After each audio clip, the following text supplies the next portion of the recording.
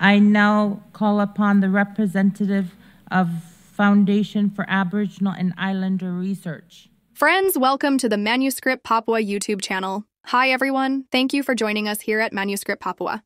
3 prominent regions attend the United Nations Permanent Forum on Indigenous Issues in 2025. Maluku, Papua, and Aceh voice their aspirations for independence. 3 prominent regions in Indonesia officially attended the United Nations Permanent Forum on Indigenous Issues, UNPFII, in the year 2025 at the United Nations headquarters in New York, Maluku, Papua, and Aceh. Representatives from these 3 regions openly declared to the international community their desire to fight for and separate from Indonesia's dominance. At the 9th meeting, 24th session of UNPFII in the year 2025, Octavianus Mote, Vice President of the United Liberation Movement for West Papua, ULMWP, spoke before the International Forum to voice the suffering and aspirations of the Papuan people. His presence was an official representation of the indigenous people of Papua on the global stage. On the 25th of April in the year 2025, New York Time, Octavianus Mote again showed his courage as the leader of the Papua independence movement. He directly conveyed the situation faced by the Papuan people, who have lived under what he called Indonesian colonial rule for decades. The issue of Papua is a complex one that encompasses historical, political, social, economic, and ecological dimensions. Since Papua's forced integration into Indonesia in the year 1963, armed conflict between the Indonesian National Army, TNI Polri, and the Free Papua National Liberation Army, TPNPB-OPM, now also known as the West Papua Army, has never truly ceased. Violence, trauma, and neglect have become part of the daily life of the indigenous people there. On the other hand, the exploitation of Papua's natural resources has been conducted brutally and systematically. Mining activities, deforestation, and large-scale infrastructure projects have destroyed ecosystems that were traditionally preserved by local wisdom. Areas such as Dajuo, Yahukimo, Intan Jaya, Kapiraya, and Kilo in Nabire have become hotspots for illegal mining that seizes the living spaces of indigenous communities and disrupts the ecological balance of Papua. National development policies that are not inclusive have further marginalized the culture and values of local customs, which have long been the foundation of harmony. In this context, Octavianus Mote's voice is not just diplomatic rhetoric. It is the voice of the grassroots people of Papua, demanding justice, recognition, and the right to self-determination. His presence at the International Forum serves as a symbol that the people of Papua will not remain silent in the face of oppression. The video below is a rebroadcast of the 9th meeting, 24th session of the United Nations Permanent Forum on Indigenous Issues. Friends, don't forget to give positive comments and greetings from the Manuskrip YouTube channel, Papua. Manuskrip Papua. Get ready for the countdown. 3, 2, 1. The 9th meeting of the 24th session of the Permanent Forum on Indigenous Issues is called to order. Distinguished forum members, distinguished observers, in accordance with our program of work, the forum will now continue its consideration of Agenda Item 4, discussion on the 6 mandated areas of the Permanent Forum: economic and social development, culture, environment, education, health, and human rights. With reference to the United Nations Declaration on the Rights of Indigenous Peoples, the outcome document of the World Conference on Indigenous Peoples, and the 2030 Agenda for Sustainable Development. For its proceedings this afternoon, the forum has before it the report of the International Expert Group meeting on the theme, The Rights of Indigenous Peoples, including those in voluntary isolation and initial contact in the context of critical minerals, contained in document E/C.19/2025/4. I now have the pleasure to present this report.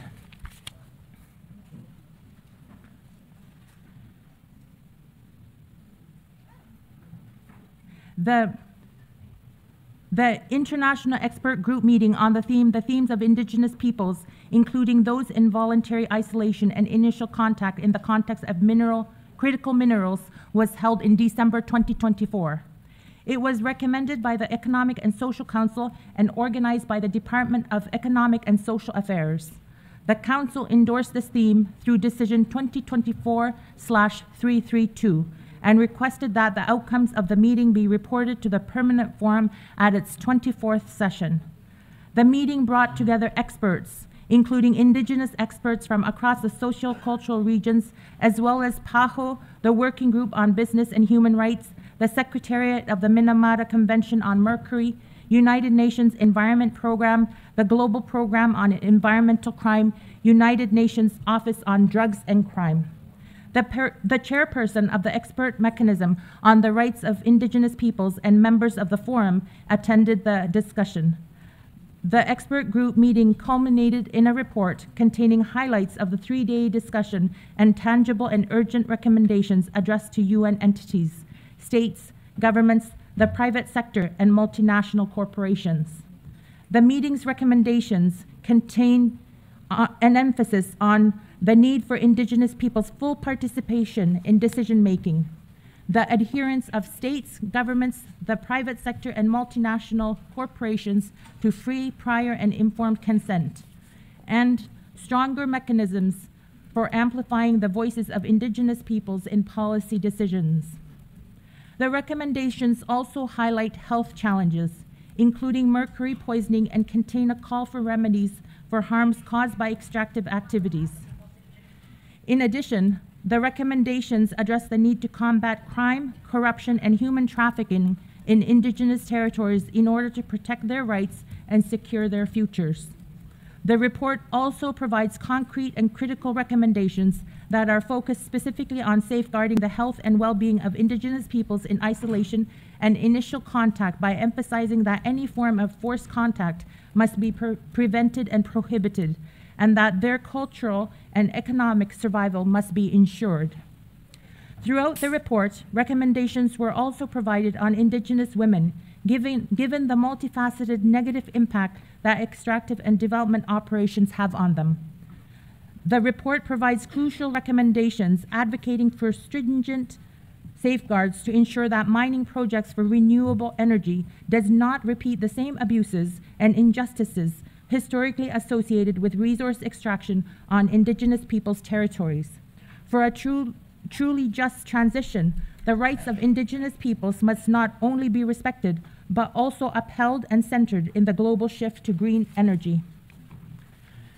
Before I open the floor for interventions by the delegations remaining on the list of speakers for this item carried over from our morning session, I will give the floor over to Ms. Tukumingak Nair Olsen, Chairperson of the Board of Trustees of the UN Voluntary Fund for Indigenous Peoples, to address the forum. Tungasugit. Koyanak, Madam Chair, distinguished delegates, friends, and colleagues. It's a great honor to address you today on behalf of Board of Trustees of the UN Voluntary Fund for Indigenous Peoples as we commemorate the historic milestone, the 40th anniversary of the fund. Since its creation in 1985, the fund has served as a lifeline and catalyst, enabling over 5,000 indigenous representatives from more than 90 countries to participate meaningfully in the UN system. What began as a modest initiative have grown into a vital mechanism that ensures indigenous peoples are not only present, but influential in global policy spaces. In 2024, we supported 188 indigenous representatives from 55 countries to engage in 20 UN meetings and mechanisms. These individuals included 100 women and 6 LGBTQI+ representatives, each bringing deeply rooted knowledge, lived experience, and collective priorities into international dialogue. These are not just numbers. They represent the transformation of marginalized voices into advocates who are shaping global standards on human rights, environment, and sustainable development. But the impact of the fund extends far beyond travel support. It's about building power and capacity. In the past year, the fund facilitated 17 training sessions, 15 virtual and 2 in person, reaching over 2,500 indigenous leaders across all 7 sociocultural regions. These trainings cover key UN processes, such as Human Rights Council, UNFCCC climate negotiations, and are tailored to empower indigenous participation at every level. None of this work happens in isolation. Our training programs and outreach efforts are made possible through strong partnerships with indigenous organizations, civil society, and UN agencies.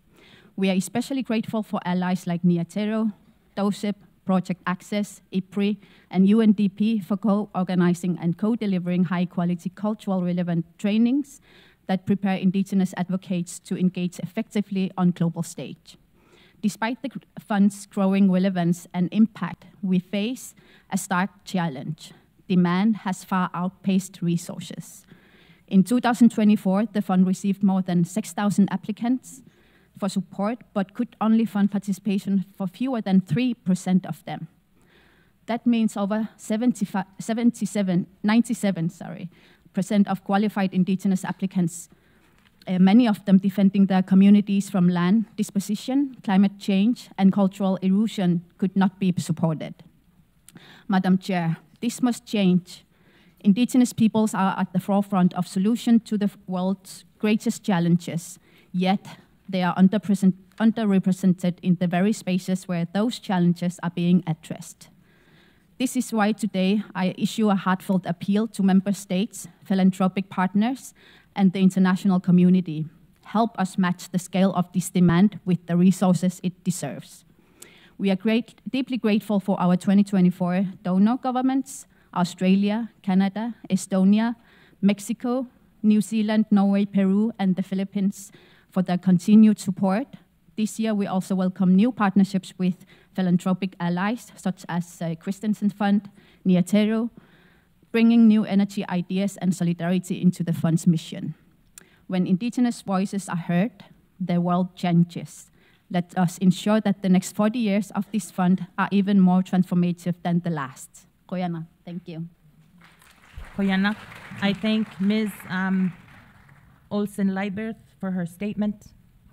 Distinguished delegates, we shall now hear from the delegations remaining on the list of speakers under this item, carried over from our morning meeting. We will continue to rotate statements among observers, and the representatives of Indigenous peoples' organizations are reminded to raise their hand when called so that the sound engineer can identify them and activate their microphone.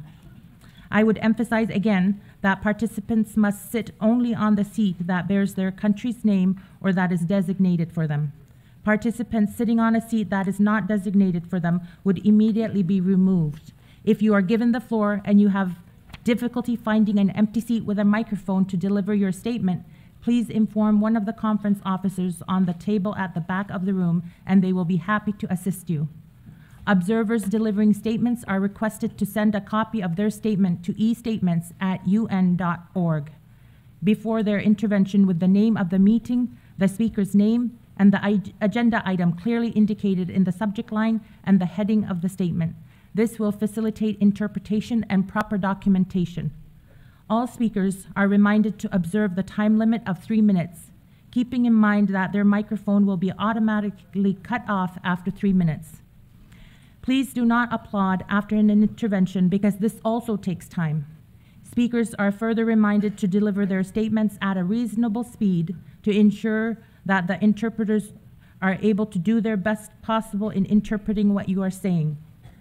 I now give the floor to the representative of Estonia. Chair, distinguished representatives of Indigenous peoples, ladies and gentlemen, I'm honored to reaffirm our commitment to advancing the rights of Indigenous people. Estonia continues to work to ensure that those rights are respected and upheld globally in accordance with international law and standards. In this regard, we welcome this year's theme of the Permanent Forum. It is essential to evaluate the progress made in advancing rights of Indigenous peoples across different regions and countries. Despite progress in some parts of the world, we see regress in others. Chair, Estonia remains steadfast in its commitment to advancing the rights of Finno-Ugric peoples, to which Estonia itself belongs. Unfortunately, Russia keeps on marginalizing Finno-Ugric and other Indigenous peoples in its territory. They erode their identities while subjecting them to torture and threats. They are labeling Indigenous organizations as extremists, foreign agents, or undesirable. In the same vein, the Crimean Tatars are facing systemic persecution and violations of their rights under the occupying Russian authorities. It is particularly worrying that the Russian regime forcefully mobilizes Crimean Tatars and other Indigenous peoples to fight against Ukraine. Tragically, the resulting war casualties are threatening the survival of some smaller Indigenous groups. Chair, Estonia highly values international exchange and collaboration, including through UNESCO, to ensure that indigenous languages are protected from extinction.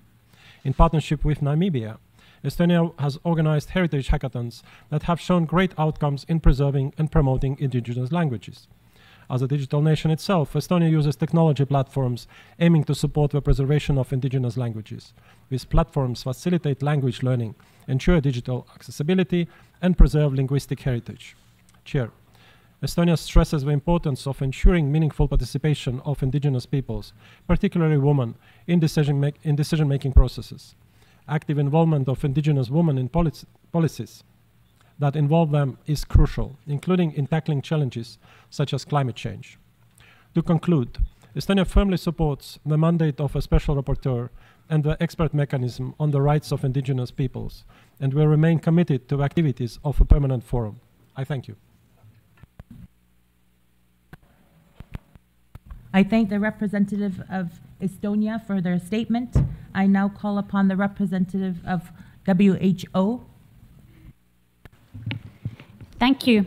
The World Health Organization congratulates Aluki Kotierk, the newly appointed chair of the Permanent Forum, and welcomes the reports on health and well-being produced by forum members.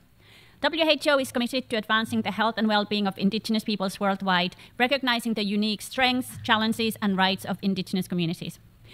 WHO has been mandated by the World Health Assembly to develop a global plan of action on the health of indigenous peoples. As part of this process, WHO is committed to actively engaging with indigenous peoples to ensure that their expertise, knowledge, and perspectives inform the global plan.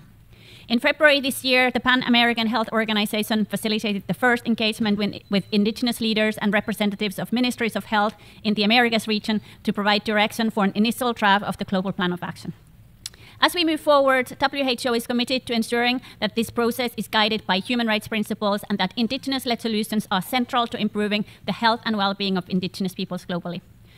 WHO's work on environment, climate, and health and its Global Traditional Medicine Center support the integration of biodiversity, indigenous knowledge systems, rights, and traditional medicine into global health action. This includes the development of indicators for integrated approaches to health, aligned with UNTRIP and other international instruments. Building on the first WHO Global Workshop on Biodiversity, Traditional Knowledge and Health, indigenous-led recommendations were launched at the 16th meeting of the Conference of Parties to the Convention on Biological Diversity. WHO will organize a series of workshops on biodiversity, traditional knowledge, traditional medicine, and to identify priorities across the 7 sociocultural regions, with initial results expected for the second Global Forum on Traditional Medicine in 2025. WHO also showcased indigenous leadership in a new report on nature-based solutions for health, emphasizing the need for indigenous stewardship in conservation and health. The Global Plan of Action on Climate Change and Health, to be presented to the World Health Assembly this year, recognizes indigenous knowledge in shaping solutions. WHO looks forward to continued collaboration with the Permanent Forum and indigenous peoples around the world as we strive to develop health solutions that are rights-based and that honor and integrate indigenous perspectives on health and well-being. Thank you. I thank the representative of the WHO for their statement. I now call upon the representative of the public organization Saving Ugra of Khanty-Mansisk Autonomous Okrug Ugra. Уважаемый председатель, я представляю 3 коренных народа Югры в Западной Сибири в России. Реализация культурных и языковых прав имеет ключевое значение для сохранения идентичности, духовности, достоинства, экономики и образа жизни коренных народов.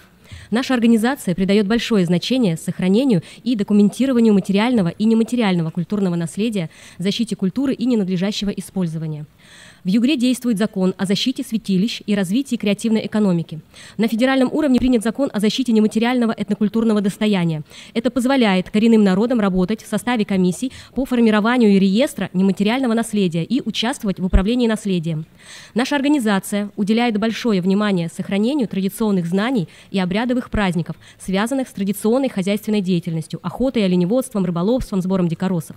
В частности, созданы электронные ресурсы объектов фольклора, восстановлен традиционный обряд «Медвежьи игрища».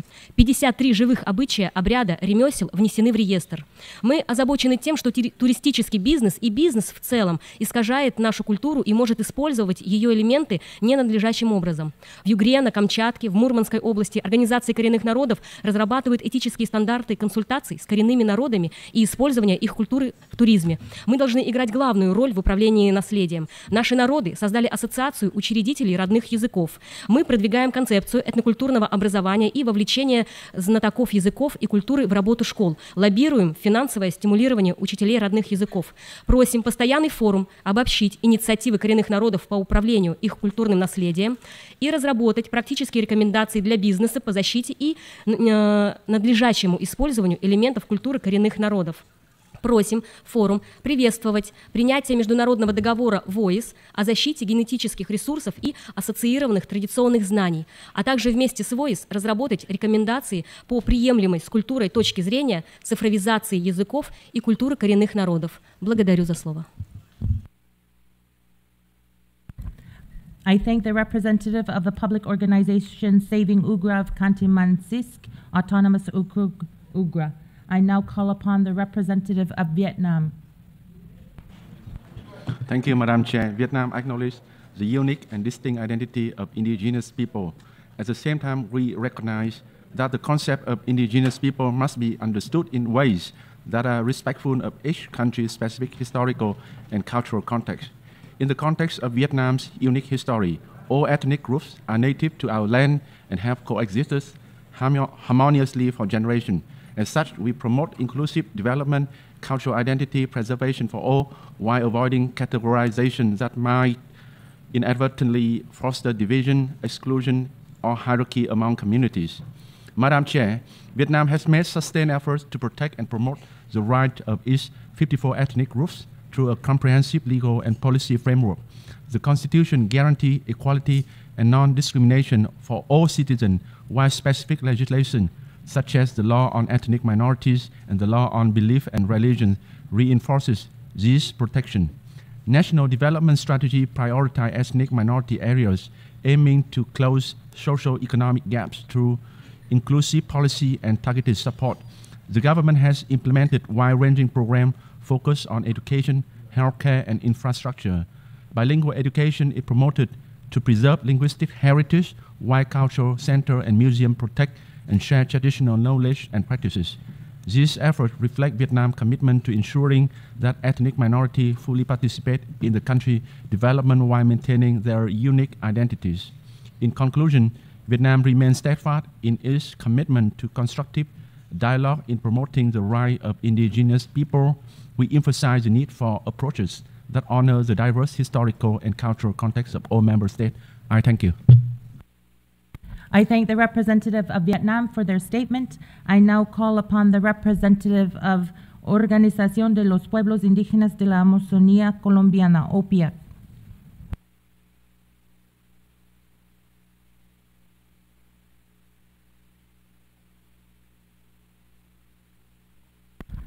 I call upon the representative of the Indigenous Conservation Council. Madam Chair, my name is Vanessa Adkins, and I speak to you today as a citizen and councilwoman of the Chickahominy Indian Tribe. I am honored to address the United Nations Permanent Forum on Indigenous Issues from the homelands of the Lenape people. I am providing remarks on behalf of the Indigenous Conservation Council, which is governed by the 7 federally recognized tribes in Virginia: Chickahominy Indian Tribe, Chickahominy Indian Tribe Eastern Division, Monacan Indian Nation, Nansemond Indian Nation, Monkey Indian Tribe, Rappahannock Tribe, and Upper Mattaponi Tribe. These 7 tribes, as well as other Virginia tribal nations, are all bound by the Treaty of Middle Plantation of 1677, which has established our treaty rights with the British Crown 99 years prior to the founding of the United States of America. These rights were most recently recognized through federal petition and federal law in 2016 and 2018. Though we were among the first in what is now the United States to have contact with European settlers, it took over 400 years for the federal government to recognize our sovereignty. We assert our sovereignty and self-determination as upheld by the United Nations Declarations on the Rights of Indigenous Peoples, joining other sovereign indigenous nations from around the world today in this call. Our homelands are located in the Chesapeake Bay watershed, recognized as one of the world's largest and most studied estuaries. For decades, the Chesapeake Bay Partnership has brought together governments, would include the state of New York, the Commonwealth of Pennsylvania, the state of Maryland, the state of West Virginia, the state of Delaware, and the Commonwealth of Virginia, as well as the District of Columbia, U.S. federal government, and the Chesapeake Bay Commission to collaborate to protect this ecosystem. We're tribal nations who are now recognized under law as political and legal sovereigns in this world-class agreement. Tribal nations are entirely absent from the governance and the decision-making of this initiative. We are losing our wetlands, forests, and rapidly rising waters, which threaten our homelands and all of our relations. These challenges demand Indigenous knowledge to overcome.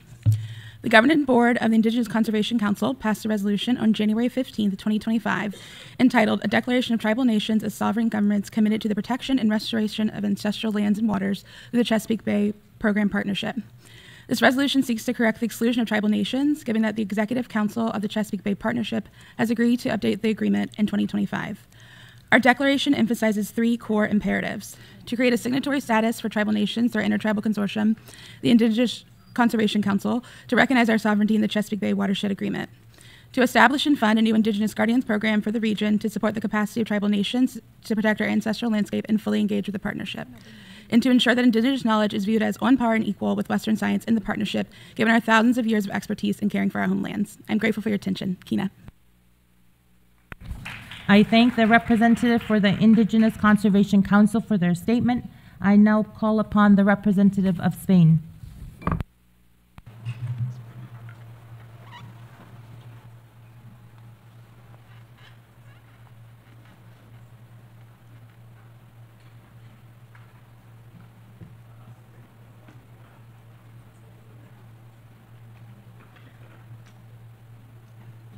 I call upon the representative of Parbatya Shatagram Jana Samhati Samiti PCJSS.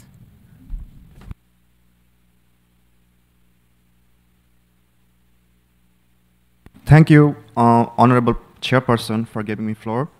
The United Nations Declaration on Rights of Indigenous People and the 2030 Agenda for Sustainable Development could be the milestone for the betterment of the indigenous peoples, and it has proven effectiveness in many cases or situations, and in other cases it is fruitless because of the ill motive of the government, ruling people's unwillingness, religious obstruction, or fundamentalist resistance, etc. Such circumstances can be observed in the case of the situation of the Chittagong Hill Tracts indigenous Juma peoples in Bangladesh. All the 6 mandated areas of the Permanent Forum in the Chittagong Hill Tracts, or CHT of Bangladesh, have been stuck due to the government's inaction, general people's poor perception, religious fundamentalist pressure, and the Bangladesh military's intervention. If the mandated areas are taken care of and the government would provide all necessary measures, protection, enhancement, and speeded up steps, the CHT indigenous peoples could have appreciated profoundly, and at the same time, the country could have achieved an international recognition in human rights. You may be aware that Bangladesh made an agreement or an accord called the CHT Accord with the indigenous people of the CHT in 1997. Now, as it is 2025, the implementation of the accord still remains incomplete, which is unfortunate. The signatory party of the accord has demitted and fled the country for its dictatorial attitude, and now the new interim government is very aware of the CHT situation and has power to do something for the betterment of the CHT indigenous Juma peoples. It also has acknowledged on the 6 mandated areas of the UN for indigenous peoples that gave rights to indigenous peoples, which include development, cultural, and traditional rights for their survival existence. On January 15, 2025, when the indigenous people were going to the National Curriculum and Textbook Board, NCTB, in Dhaka to protest for not erasing the word indigenous from the textbooks, they were attacked by a group of Bengali settlers under the banner of Students for Sovereignty, who are against the interest of the indigenous Juma people. In the incident, at least 20 indigenous people were injured, including 7 seriously injured ones. The present interim government has shown its attention by arresting 5 accused, though 3 were released on bail. The indigenous people expect that interim government. I thank the representative of PCJSS for their statement. I now call upon the representative of Islamic Republic of Iran. Thank you, Madam Chair. Indigenous peoples are sources of traditional knowledge of their societies and the protector of their ancestral lands, which are intrinsically tied to their culture and identity. They make significant contributions to the world and to their communities through the generous sharing of traditional knowledge and preserving biodiversity, that the latter one is also a critical component in limiting climate change. As the echoes of their ancestors' whispers fade into the silence of neglect, it is imperative that we listen to the voices of indigenous peoples, amplifying their stories and struggles to truly uphold the spirit of the UNDRIP. They are facing obstacles such as displacement, disposition of their lands and resources, illegal encroachment and destructive extraction, violence and structural discrimination. In countries like Canada and the United States, indigenous peoples face discrimination in the legal system and are more likely to be killed by law enforcement. The socio-economic situation of IPs in these countries has not significantly improved, with issues such as overrepresentation in child welfare and correctional systems, addiction, homelessness, and becoming missing or murdered.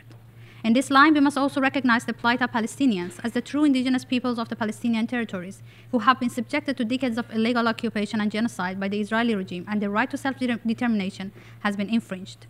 Iran actively engages with the Permanent Forum on Indigenous Issues and calls for the accountability of such countries who historically share the highest burden of discrimination against indigenous communities. It is time for countries to acknowledge their past wrongdoings and take concrete actions to address the structural racism and intergenerational trauma caused by colonialization and discrimination. Madam Chair, regarding the report under this agenda item on the impact of colonialization and armed conflict on indigenous people's rights, we would like to express our serious concern regarding paragraph 18, which makes a questionable link between unilateral coercive action against the Islamic Republic of Iran and their disproportionate impact on indigenous peoples.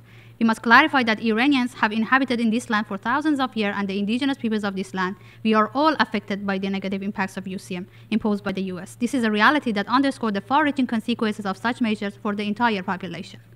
We call upon the Forum and its esteemed members to refrain from imposing their interpretations of IP's rights on member states that do not legally recognize indigenous peoples within their territories.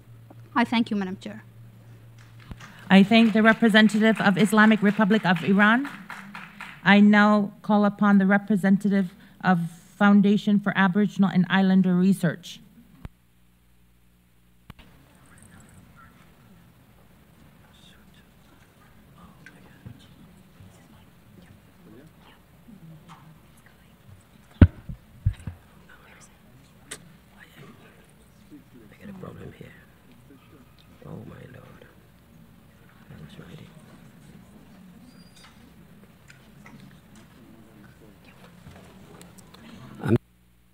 We in the Pacific area entering a critical year in our collective struggle against colonial powers that continue to control our land.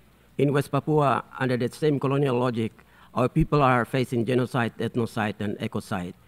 They are not just our words, they are backed by academic research, human rights organization, United Nations Human Rights Charter and treaty bodies, as well as acknowledged by various UN Special Rapporteur. At the very roots of the colonialism in West Papua is racism. The report published this year by Human Rights Watch explain that since Indonesia take over West Papua May 1st, 1962, a nation of Indonesia, not government, but the nation of Indonesia, practicing racism against West Papuans people. Over the past 5 years, the Indonesian government has handed over our natural resources to both national and international corporations through its so-called ombudsman law or ombudsman mechanism, sacrificing the rights and lives of indigenous Papuans. The exploitation is coupled with the forced division of Papuan into 6 provinces, despite mass protests from our people. Alongside this, Indonesia has deployed 3 battalions in each district, where in this area our population less than 50,000 people. So they're placing 45,000 troops there. Since 2018, there's a military operation going on in West Papua. As I speak here, there are 80,000 indigenous Papuans in this place from their homeland. In this light of this, and based on the principle of the responsibility to protect R2P, we argue the United Security Council to ensure the application of international humanitarian law in West Papua to protect innocent civilians in West Papua.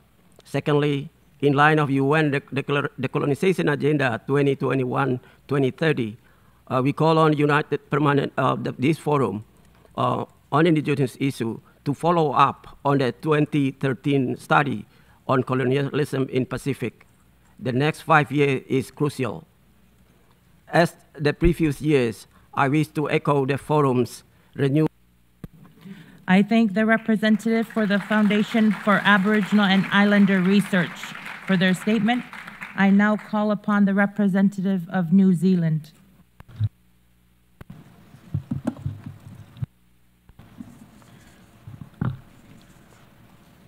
Tēnā koe and greetings, Chair, and I thank you for the floor.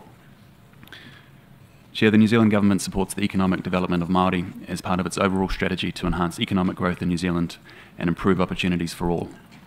The contribution of Māori to New Zealand's overall economic growth is significant and increasing. This contribution grew from 17 billion in 2018 to 32 billion in 2023. The Māori asset base has grown from 69 billion in 2018 to 126 billion in 2023. The nature of this contribution is changing too. In 2018, agriculture, forestry and fishing were the primary contributors. Now, professional, scientific and technical services dominate, and 46% of Māori now hold highly skilled jobs compared to 37% in 2018. Importantly and impressively, Māori women generated 5.9 billion value add to all economic sectors in 2022. When we consider unpaid work, the size of the Māori women's economy is $12.5 billion. Chair, with a young and growing population that is increasingly well educated, the Māori economy holds great potential for the future. New Zealand has recently released an ambitious framework to boost Māori economic development. The Going for Growth with Māori, Tōnui Māori framework has three main strands: increasing infrastructure investment, accelerating exports, and unlocking the potential of Māori land. This framework is intended to help address barriers to further growth, such as an infrastructure deficit and unproductive land laws. Examples of work under this framework include investment in the Parininihi ki Waitotara Incorporation to explore the potential of a large-scale solar farm capable of supplying over 8,500 homes. Additionally, consultation is underway to remove legislative barriers to the effective economic utilisation of Māori land by its owners. Chair, New Zealand has long been committed to supporting Māori economic development.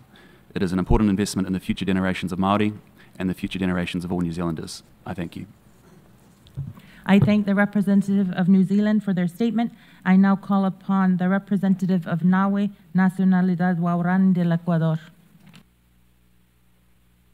Waponi Gawareken, presidenta. Mi nombre es Juan Bay, presidente de la Nacionalidad Guaraní del Ecuador. Somos un pueblo del contacto inicial, compartimos nuestro territorio con los hermanos en aislamiento Tarik y Taromenani. En los años 50 fuimos forzados al contacto y nuestros derechos han sido vulnerados sistemáticamente por la explotación petrolera y nuestro territorio ancestral. Fue declarado como Parque Nacional Yasuní. En 2023, el pueblo ecuatoriano se pronunció a través de una consulta popular histórica y decidió dejar el petróleo en el subsuelo del bloque 43 Yasuní. Ecuador tenía un plazo de 1 año para cerrar los pozos petroleros, pero no se ha cumplido.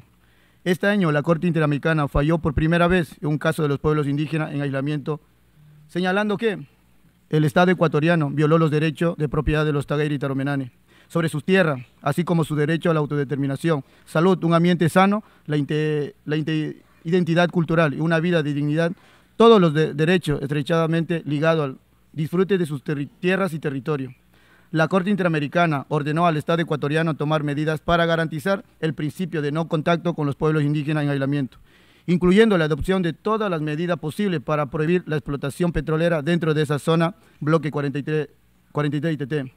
Nos preocupa la falta de cumplimiento con la consulta popular, el riesgo de un retroceso de derecho en el Ecuador y una expansión de actividades petroleras en la Amazonía. Todo esto podría poner en riesgo tanto nuestro derecho y supervivencia como guaraní, así como de nuestros hermanos en aislamiento Tarik y Taromenani. Los pueblos indígenas en aislamiento siguen siendo invisibilizados en los marcos globales de desarrollo. La Agenda 2030 para el Desarrollo Sostenible no los considera de forma suficiente. Por ello solicitamos al foro que formule las siguientes recomendaciones: que el Estado ecuatoriano garantice los derechos de la nacionalidad guaraní y de los pueblos en aislamiento Tarik y Taromenani, cumpliendo con la voluntad popular respecto al bloque 43 ITT en el Parque Nacional Yasuní y también la decisión de la Corte Interamericana. Integridad salvaguardar específicamente para los pueblos indígenas en aislamiento y contacto inicial, y los procesos de implementación, monitoreo, evaluación de los objetivos de desarrollo sostenible en la Agenda 2030. Que los estados amazónicos declaren como un compromiso formal para detener la expansión de las actividades petroleras en la Amazonía, protegiendo así los territorios de los pueblos indígenas en espacio de los pueblos en aislamiento, garantizando su supervivencia de derecho y modo de vida. Muchas gracias, Waponi Gawareki. I thank the representative of Naue for their statement. I now call upon the representative of Germany. Thank you, Madam Chair. Germany aligns itself with the EU statement. We thank the Permanent Forum on Indigenous Issues for convening this session, and we are grateful for the opportunity to participate. Germany remains firmly committed to the United Nations Declaration on the Rights of Indigenous Peoples and the International Labour Organization Convention on Indigenous and Tribal Peoples, which we ratified in 2021, both serving as key normative frameworks guiding our foreign and development policies. It is crucial that representatives of indigenous peoples, especially women and children, can meaningfully participate in decision-making processes as equal partners in order to secure their rights to land, territories, and resources. Indigenous peoples are key partners in achieving sustainable development. Their traditional knowledge systems, cultural heritage, and deep relationship with the land offer invaluable contributions to climate action, biodiversity conservation, and sustainable resource management. Yet, indigenous peoples continue to face systematic discrimination, land dispossession, habitat destruction and pollution, and violations of their human rights. The Sustainable Development Goals cannot be achieved if indigenous communities are marginalized or excluded. We must ensure that all SDGs, especially those relating to poverty eradication, health, education, gender equality, climate action, and peace, are implemented in full partnership with indigenous peoples, respecting their autonomy and priorities. These principles are essential if we are to implement the 2030 Agenda for Sustainable Development in a way that is inclusive, just, and equitable.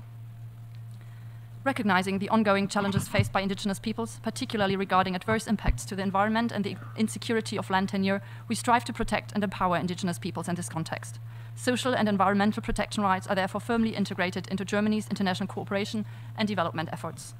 For example, Germany supports the project Living Land in Brazil, which aims to strengthen the protection of human rights, and particularly environmental rights of traditional peoples and communities within their ancestral territories by developing innovative digital solutions.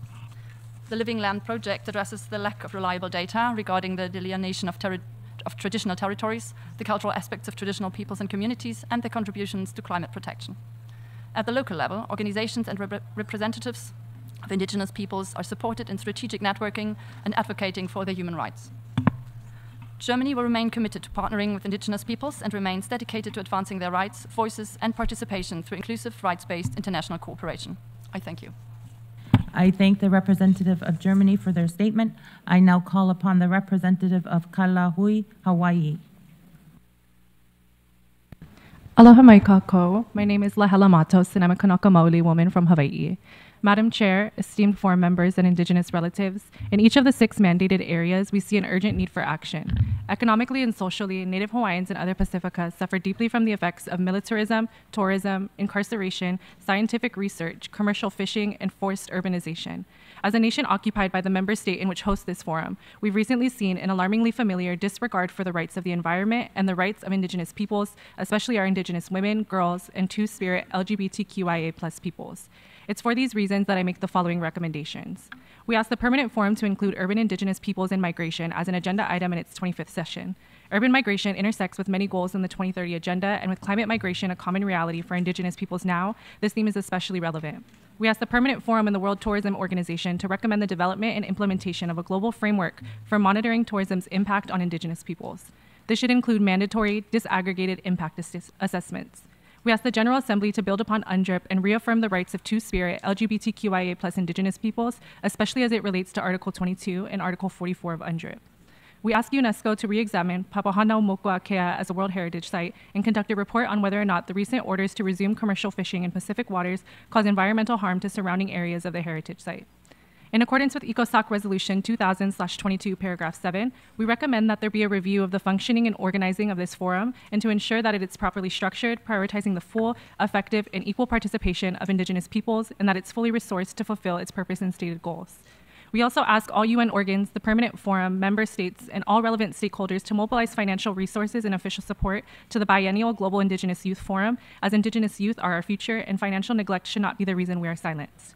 Now, these last 2 recommendations are the 2 that I want to emphasize the most, as are the recommendations my elders have advocated for since the creation of this forum, and the recommendations that I, as a youth, continue to make here at this forum 20 years later. First, we ask the Permanent Forum to conduct a review of the decolonization of the Pacific document to further the study, and we respectfully urge our Pacific representative to support this critical recommendation and include it in the final report. Next, we ask the Permanent Forum and the General Assembly to reinscribe Hawaii to the list of non-self-governing territories, as Native Hawaiians deserve the right to self-determination. I end by saying that before pointing the finger at other member states, the member state which illegally occupies the lands of Native Hawaiians, Alaska Natives, and American Indians focus on I thank the representative of Kalahui, Hawaii, for their statement. I now call upon the representative of Morocco. Merci Madame la Présidente. Le Royaume du Maroc est fier de son pluralisme linguistique et est pleinement conscient de sa diversité culturelle.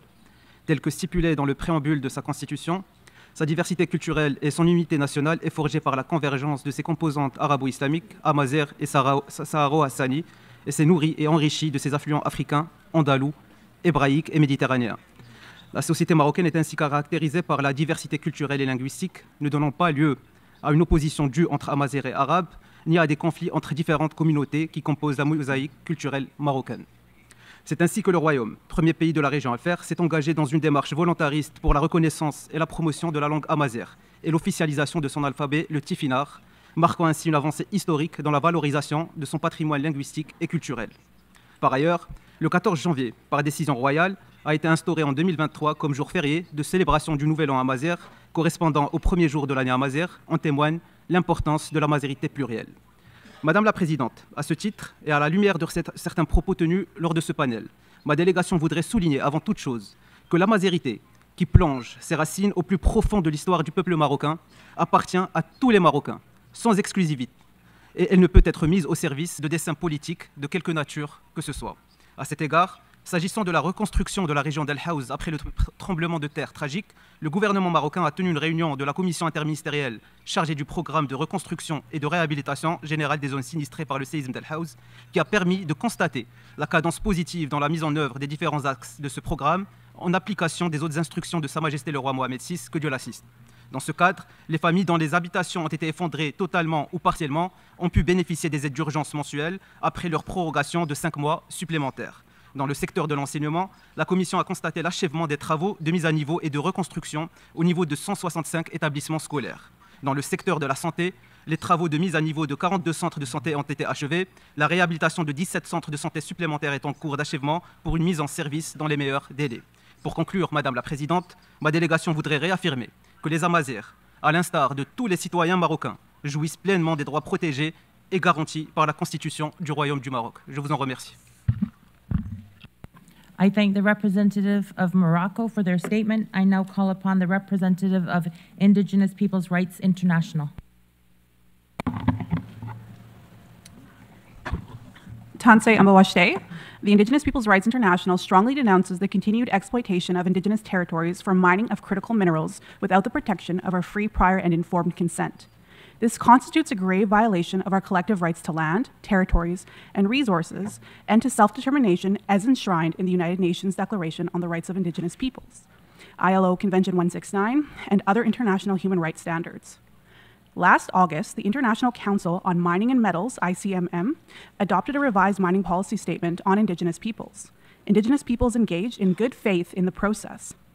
But, despite repeated strong opposition to the draft statements, ICMM failed to uphold Indigenous peoples' rights to say no or withhold our consent as part of their right to free, prior, and informed consent.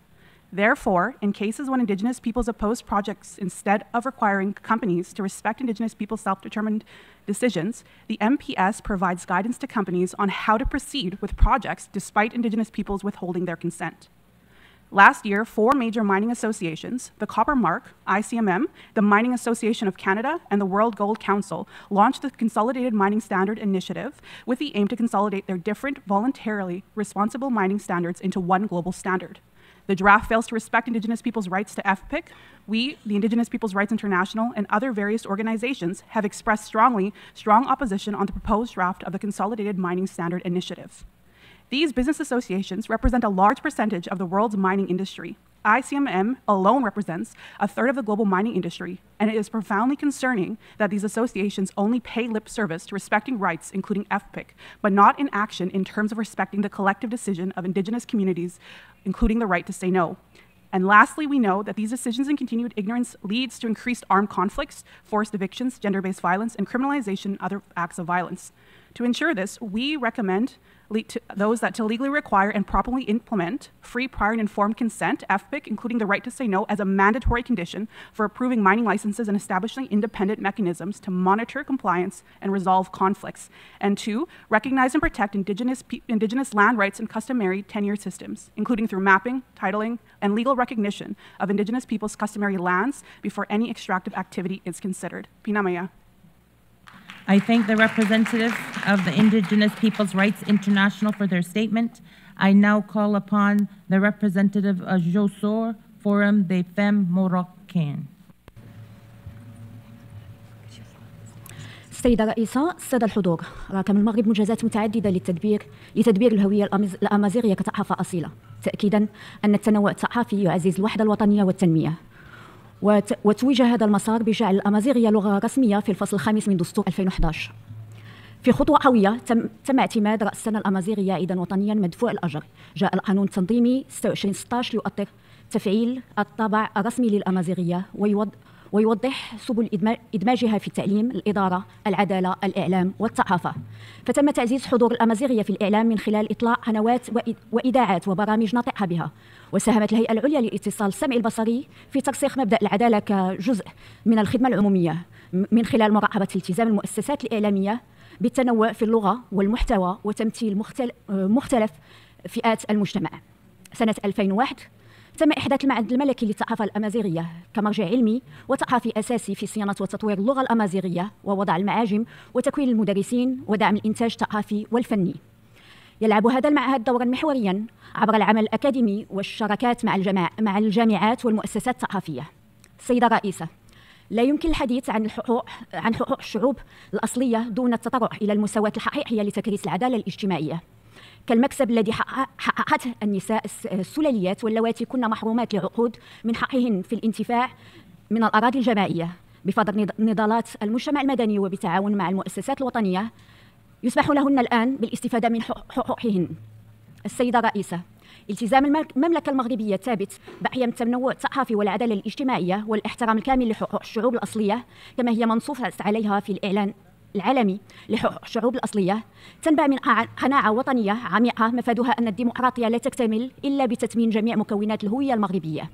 السيدة الرئيسة، إذا كنا هنا لنقول ما لا يسير كما يجب فلا بد أن نتحلى أيضا بشجاعة الاعتراف بما تحقق. إذا كنا هنا نقول ما لا يسير كما يجب فلا بد أن نتحلى أيضا بشجاعة الاعتراف بما تحقق وأن نحتفل به لا بوهم الاكتمال بل بإيمان الاستمرارية. فالخطوة إلى الأمام لا تعني نهاية الطريق بل مسؤولية جديدة للمراقبة للتصحيح وللإكمال. ولا زالت هناك تحديات. I thank the representative of Josor Forum des Femmes Marocaines for their statement. I now call upon the representative of the Aboriginal Family Legal Services. Thank you, Madam Chair. My name is Amber Eagle Hayward, and I'm a proud Noongar woman from Western Australia representing Aboriginal Family Legal Service. What I'm going to talk about is nothing new. It's been heard hundreds and hundreds of times before. I hope you hear us now. Domestic violence is an ongoing crisis for far too many Aboriginal women in Australia.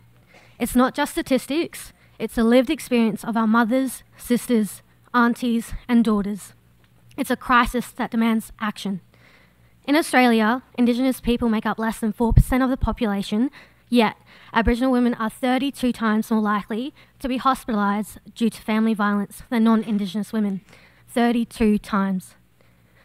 And yet, we continue to be let down by systems that fail to protect us, by underfunded services, and a justice system that far too often ignores us. I know women who have stayed silent for fear of being blamed or having their children taken. I know women who have spoken up only to be met with disbelief. And I know women who didn't survive, including my cousin Tiffany. How will we ensure no woman is turned away from a shelter? How will we ensure our sisters, daughters, aunties, and grandmothers are safe in their own homes? Action is about all parties coming together to facilitate change that will not only serve this moment in time, but also the future. We need to stand with our women, believing them, protecting them, and making sure that we do everything we could do to ensure that they are not alone.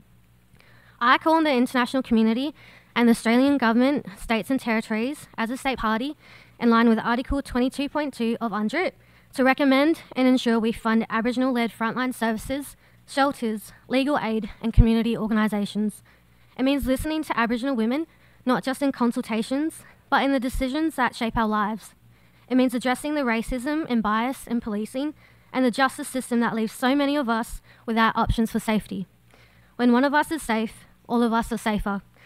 And when we act, we do it for every woman who has been silenced, every woman fighting to be heard, and every woman who deserves a future free from violence. We don't need saving, we need justice. Thank you. I thank the representative of the Aboriginal Family Legal Services for their statement. I now call upon the representative of Colombia. Muchas gracias, señora presidenta.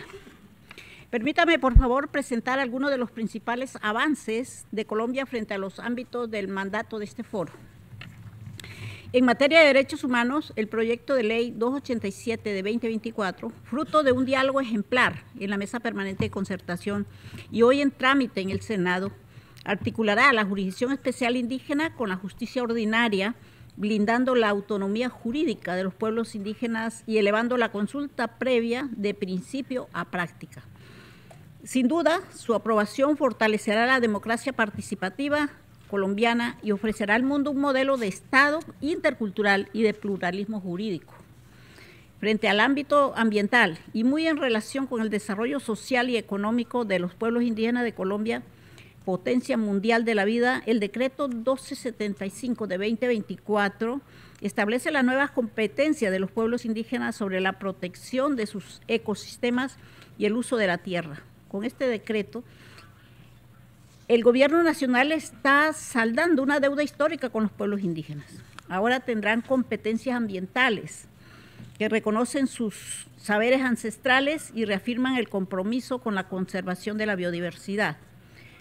Los pueblos indígenas podrán implementar planes de ordenamiento ambiental, acceder a financiamiento para proyectos de conservación y gestionar y administrar recursos naturales en sus territorios, fortaleciendo así su autonomía económica y asegurando un desarrollo sostenible. En el ámbito de la salud, Colombia impulsa el sistema de salud propio intercultural SISPI, una política que reconoce y financia las prácticas ancestrales de los 115 pueblos indígenas. El decreto reglamentario en curso crea un fondo y una unidad de financiamiento indígena para garantizar recursos sostenibles, define criterios de certificación acorde con las formas de gobierno propio y asegura la interoperabilidad para una gestión transparente en los territorios. Señora Presidenta, mi país ha transformado el diseño internacional de las lenguas indígenas en acción concreta. Adoptamos un plan decenal con 8 líneas y 45 programas que reconocen estatus legal. I thank the representative of Colombia for their statement. I now call upon the representative of Union of Indigenous Peoples of Tomsk Region. Благодарю вас, уважаемая госпожа председатель. Меня зовут Никита Каплин, я представитель венкийского народа. Мои соплеменники проживают на большой территории севера Сибири и Дальнего Востока, а также в Северном Китае и Монголии. Самая западная группа наших родов венкийских проживает на территории Ханты-Мансийского автономного округа и Ямало-Ненецкого автономного округа, а также в Тюменской области. Хотел бы обратить внимание о том, что наши все соплеменники ведут традиционный образ жизни в исконной среде обитания. К сожалению, мы более 30 лет обращаемся в адрес региональных органов власти Ханты-Мансийского округа и Ямало-Ненецкого округа, чтобы на региональном уровне наши венки были признанными коренными малочисленными народами. Но, к сожалению, мы не получаем положительных ответов, хотя на федеральном уровне мы признанными коренными малочисленными народами Российской Федерации. Хотел бы обратить внимание, что на сегодняшний день на территории России проживают 10 коренных малочисленных народов, численность которых менее 500 человек, со стариками и младенцами. 5 лет назад мне удалось через Верховный суд России закрепить за народом Кито территорию традиционного природопользования. Это очень сложный и длительный процесс, но, по крайней мере, мы одному коренному малочисленному народу, самому маленькому, мы помогли это сделать. И я хотел бы обратиться к постоянному форуму и к всем нашим сестрам и братьям, чтобы направить обращение в правительство Российской Федерации, чтобы оно создало программу поддержки самых малочисленных народов, потому что их историческое время может в ближайшие 5-10 лет закончиться. И это будет очень негативным примером для всего человечества. И в целях сохранения, я думаю, что Российская Федерация сможет, имеет ресурсы соответствующие, выделить земли для традиционного природопользования и для традиционной хозяйственной деятельности. И еще хотел обратить внимание, что нам необходимо объединить усилия также здесь на международном уровне, поддержать и другие самые малочисленные народы, так как их выживаемость – это главный показатель, и сохранение их культуры и языка – это главный критерий оценки положительной работы нашего постоянного форума. Благодарю вас за внимание, желаю всем крепкого здоровья, конструктивной работы во благо сохранения нашей матери Земли, во имя мира и коренных народов. Viva Indigenous!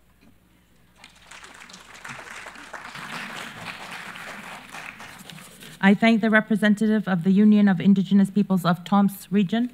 I now call upon the representative of IEP, Instituto de Pesquisa y Formação Indígena.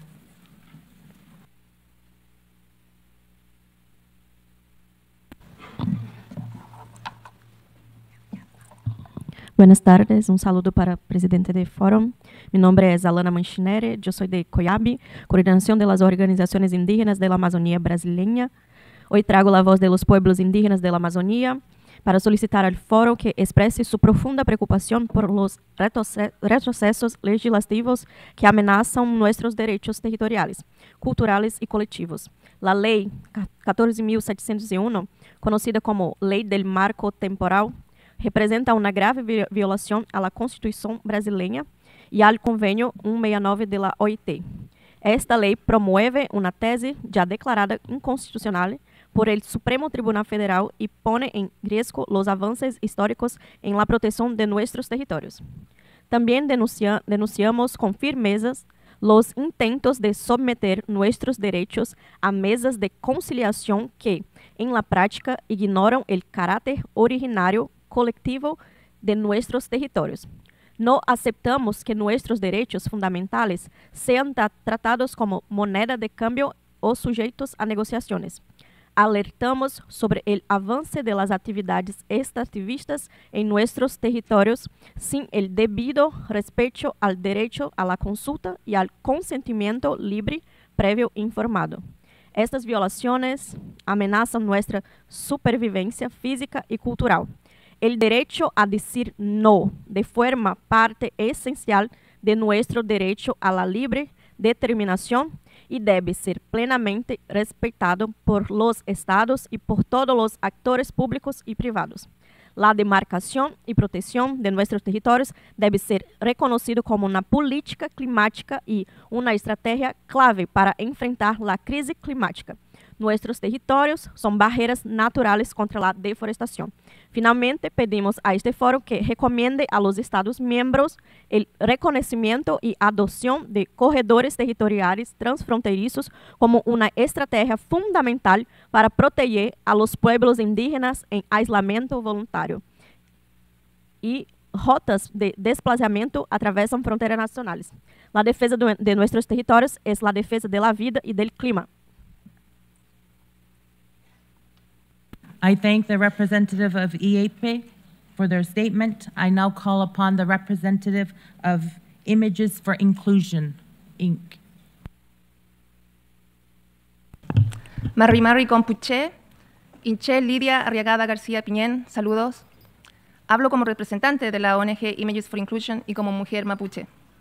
Gracias por la palabra, Madam Chair, y la felicitamos por su nombramiento como presidenta del foro.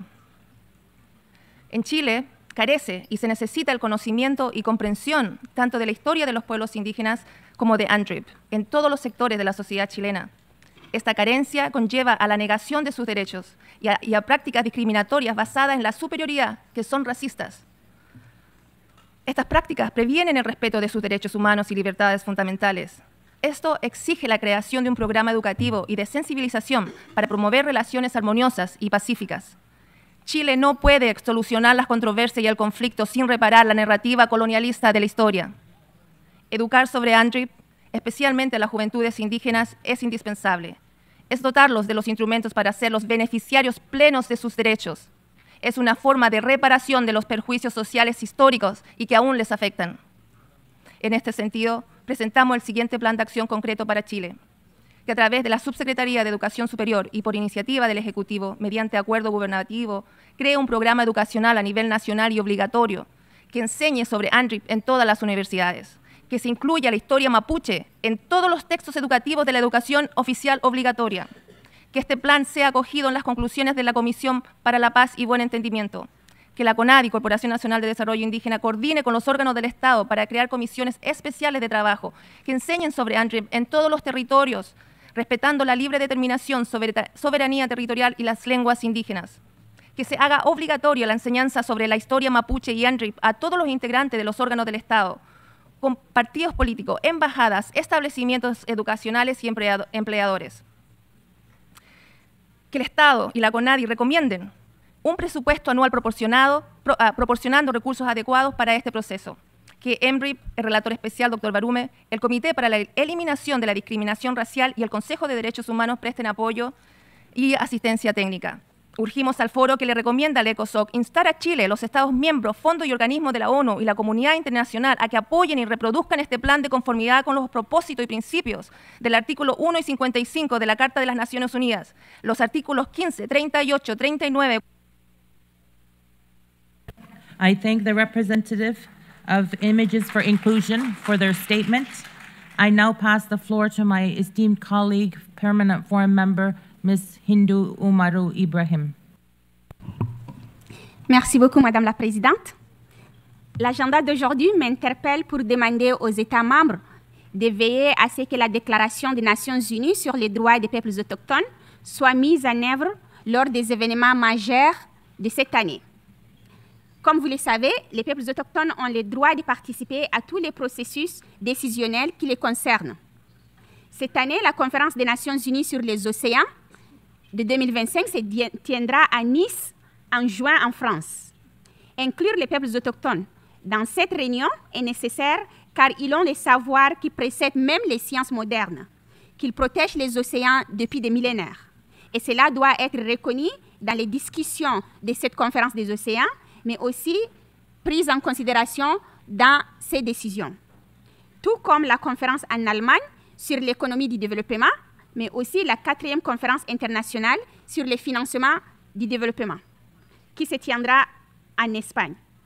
Donc, dans les rapports sur l'accès direct au financement que j'avais fait l'année dernière et que le rapport qui a été présenté hier par mon collègue sur le financement, nous avons appelé à ce que les peuples autochtones soient partie prenante de ces conférences afin que l'accès direct au financement soit une réalité.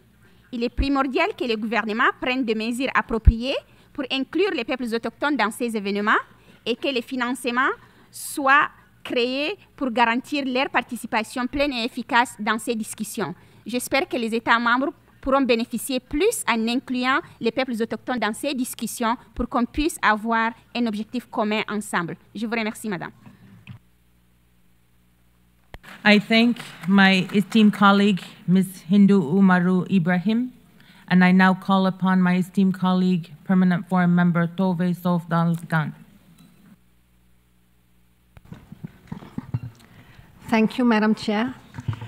Dear colleagues of the Forum, distinguished observers of UN member states, UN entities, and representatives of indigenous peoples.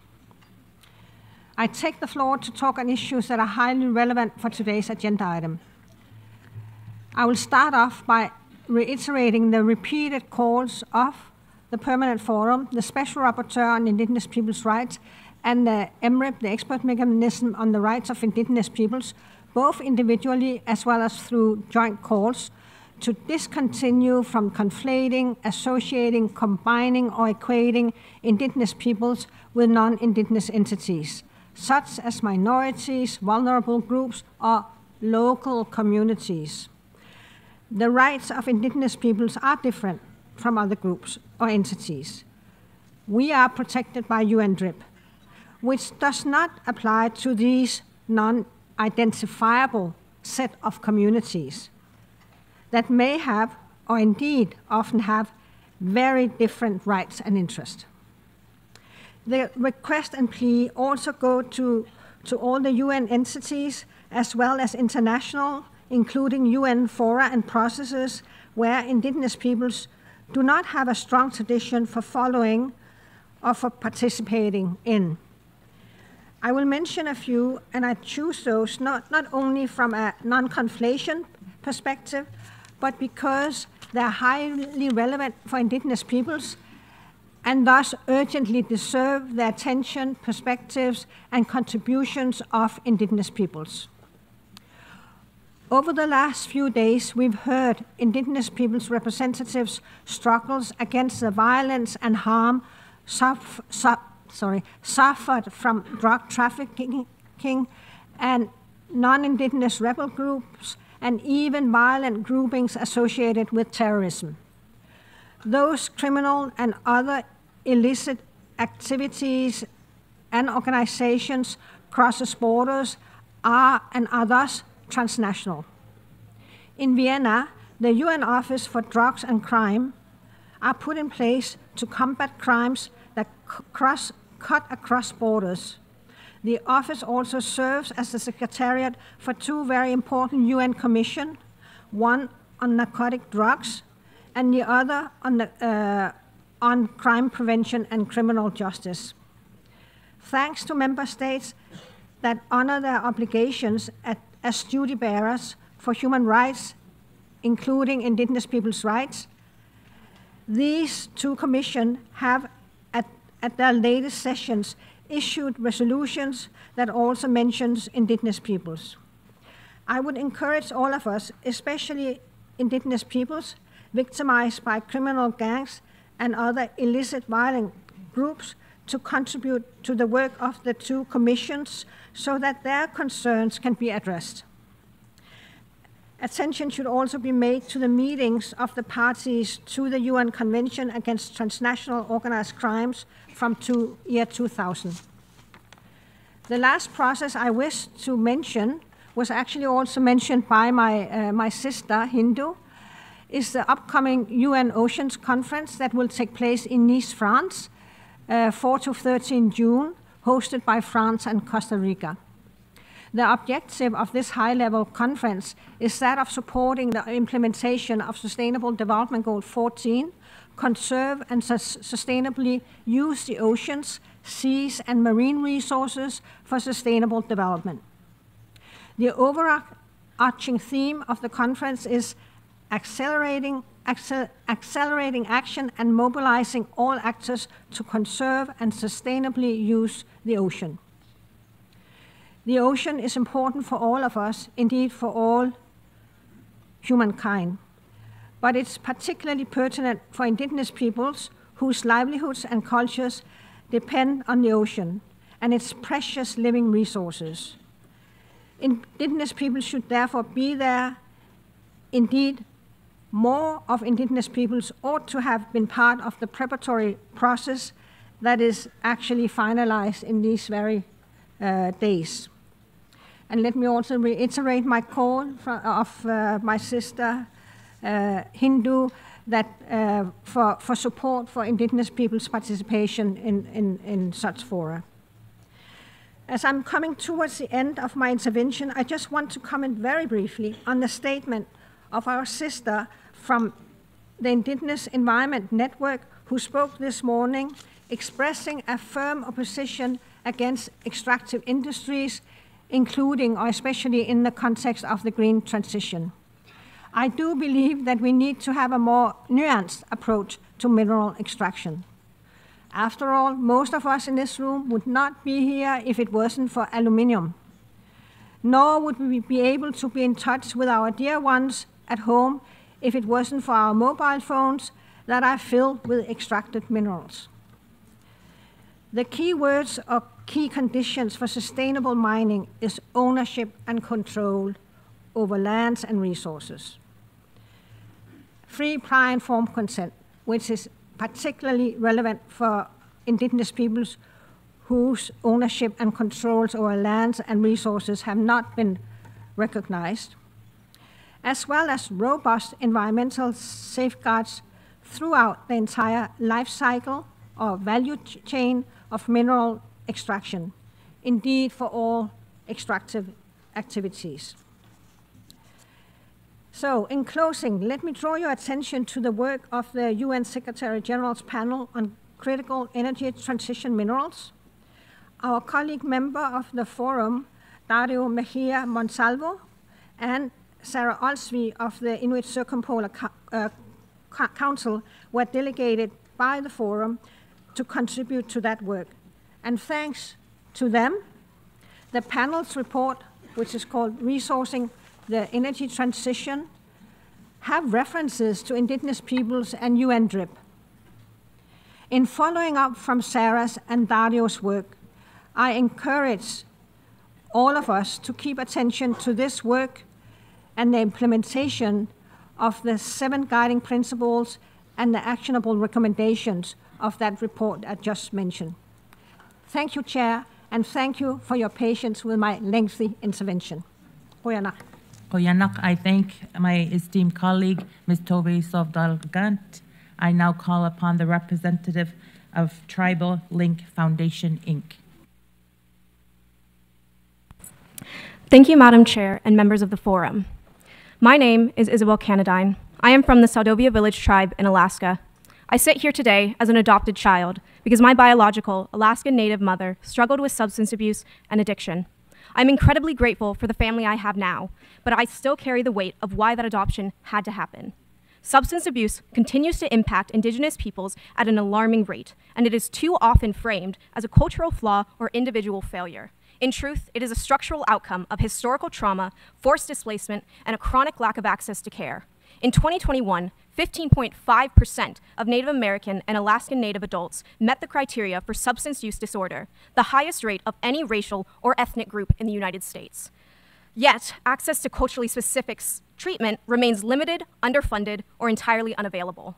Between 2008 and 2017, the U.S. national rate of foster care entries involving parental drug use increased by 71%. For Indigenous children, it increased by 139%. Again, the highest rate of any racial or ethnic group. In 2017, Indigenous children were overrepresented in drug-related foster care placements at 3.23 times their proportion in the general population. I offer the following recommendation to the forum. The forum calls on the United States to adhere to existing authority under Executive Order 13175 on tribal consultation and establish a permanent and Indigenous-specific advisory review panel with the Department of Health and Human Services, specifically tasked with reviewing all national substance use policies and programs that affect Indigenous families before they are implemented. This panel shall be made up of Indigenous health professionals, legal advocates, and community leaders. This panel shall also meet quarterly to review and give written feedback to Congress and Indian Health Services on substance use within child welfare guidelines, funding criteria, and interventions in need of implementation or change involving Indigenous peoples. I am lucky to be in the position I am today because of my adoption. But no child's connection to their people, their land, or their language should ever come down to luck. Thank you. I thank the representative of Tribal Link Foundation for their statement. I now call upon the representative of Cultural Survival.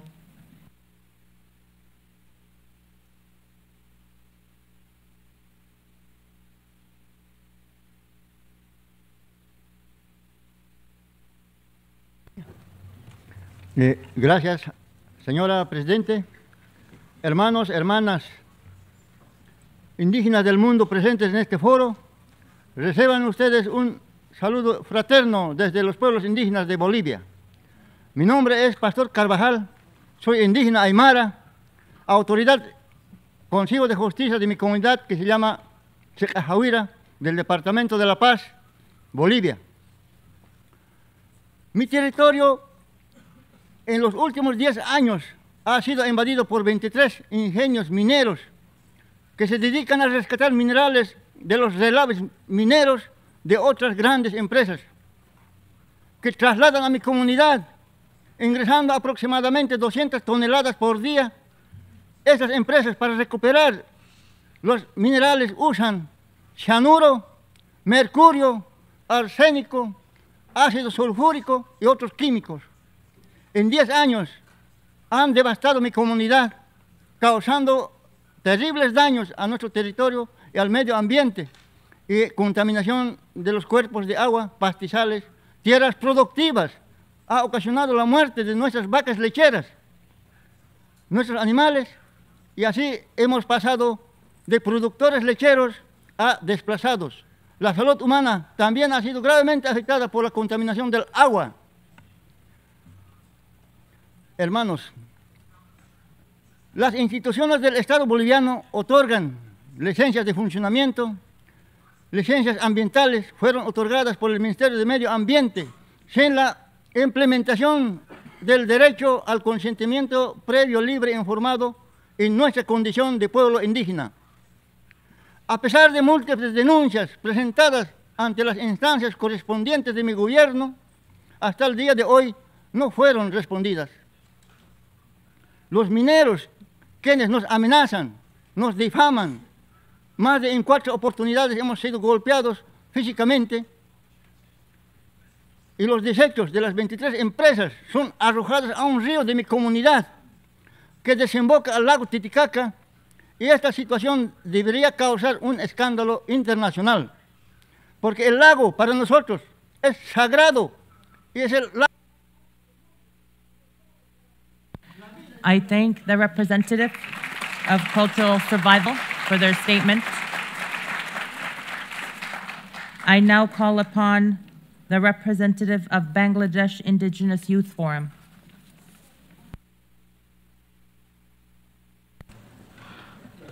Thank you, Madam Chair. I am honored to speak on behalf of Bangladesh Indigenous Youth Forum and would like to express my gratitude for focusing on the critical issues of human rights, economic and social development, culture and environment concerning indigenous peoples in Bangladesh. Bangladesh has a rich cultural heritage, and I appreciate the initiative taken by the Professor Dr. Muhammad Yunus-led interim government to promote and preserve it. However, the progress in all the 6 mandated areas has been slow. One major concern is the ongoing human rights violations against indigenous peoples. On January 15, 2025, a violent attack was carried out by the fundamentalists in the banner of Students for Sovereignty, targeted indigenous students, activists, and journalists protesting the removal of indigenous themed artwork from the textbook, led to 13 indigenous peoples severely injured. And still, justice remains elusive with perpetrators released. In 19 and 20 September 2024, communal attack in Diginala, Khagrachori and Rangamati Sodor of CST led to the death of 3 indigenous peoples and serious injuries to 20 others. Madam Chair, indigenous peoples in Bangladesh are often displaced from their ancestral land for development projects like export processing zone, ecotourism projects, rubber industries, and military camp without their consent. Recently, indigenous peoples in Tangail, Sherpur, Gazipur, Dinajpur of plain land face eviction threat due to the ecotourism projects and illegal resource extraction in Mymensingh plain land. The Santal people are at risk of displacement for an export processing zone in Gaibandha, and tea companies are forcefully occupying the Khasi and Garo indigenous people's land in Greater Sylhet region. Madam Chair, indigenous human rights defenders in Bangladesh are often criminalized, falsely accused, and arbitrarily detained for speaking out against these violations. Indigenous women and girls are especially vulnerable, facing sexual violence, rape, and more than 25 cases reported in 2024, harassment, and even murder in land-related conflict. Madam Chair, the exploitations of indigenous lands and human rights violation must end, and the state must act swiftly to ensure justice and recognize indigenous people's governance systems. Madam Chair, we urge the UN Permanent Forum on the Indigenous Issues to recommend the following. The government of Bangladesh must stop human rights violations, land grabbing, and development projects on indigenous people's land without their consent. A separate land commission for indigenous peoples in planned land should be established, and the full implementation of CST Accord and Bangladesh Indigenous Rights Act should be ensured, and UN bodies to conduct the country business. Thank you, Madam Chair. I thank the representative of the Bangladesh Indigenous Youth Forum. I now call upon the representative of Taukiuki. Inga mana, inga reo, inga karangatanga maha, tēnā tātou katoa. I deliver this intervention on behalf of Pautikanga of the National Iwi Chairs Forum, a collective of more than 80 tribal leaders and indigenous peoples from across Aotearoa. I come here today in the same way that my elders have come before me, once again carrying the legacy of Māori resilience, always looking for the best way forward, And this has a profound resonance with the realities of Indigenous peoples everywhere. Moana Jackson once said that colonization is an attack on the Indigenous soul. In Aotearoa, that attack continues today through a tide of legislative and policy actions that violate the UN Declaration on the Rights of Indigenous Peoples and disregard our inherent rights as First Peoples of the land. And over the past 18 months in Aotearoa, this has been unrelenting. In health, we've seen the disestablishment of the Māori Health Authority, which threatens culturally grounded care and the ability of our people to address intergenerational health inequities. In socio-cultural and economic development, there is no version of economic progress that truly works for Māori if it is grounded in unless it is grounded in a deep and genuine respect for Te Tiriti o Waitangi and for the rights of Indigenous peoples, and we are not seeing that in Aotearoa. Furthermore, the repeal of legal provisions affirming tamariki Māori rights to their identity are in direct contravention of our rights to be free from forced assimilation under Article 8 of the UNDRIP. Environmental policies introduced will regress rights for Māori peoples. Such introductions jeopardise more than just our territorial integrity. They endanger our health, undermine our cultural integrity, and compromise the sustainability of future generations. So we're here to assert that the rights affirmed in UN DRIP are not aspirational, but rather they are a binding obligation for member states. Therefore, we call on the Permanent Forum to urge the New Zealand Government to recommit to a co-designed national action plan for UN DRIP implementation, aligned with the 2030 Agenda and focusing on the 6 mandated streams of the Forum, and to promote Indigenous data sovereignty, including the collection and use of Indigenous determined indicators to measure progress. And this forum has seen many of those beautiful examples this week. We know that for future generations to thrive, systemic change becomes moral imperative and not merely legal obligation. And to reiterate the sentiments of the Secretary-General in the opening of this forum, the rights of Indigenous people are non-negotiable. And as for how we realise these rights, let's work together. I thank the representative of Taukiuki. I now call upon the representative of Public Organization of the Murmansk Region Association of the Kola Sami.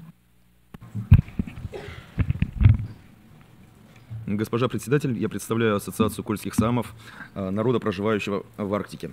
В конце марта 2025 года на нашей территории в Мурманске проходил Международный арктический форум. В рамках форума обсуждались стандартные отношения коренных народов и бизнеса. Благодарим постоянный форум за экспертную поддержку. Личное участие и выступление члена форума госпожи Хани Макхани было воспринято нашими сообществами очень позитивно.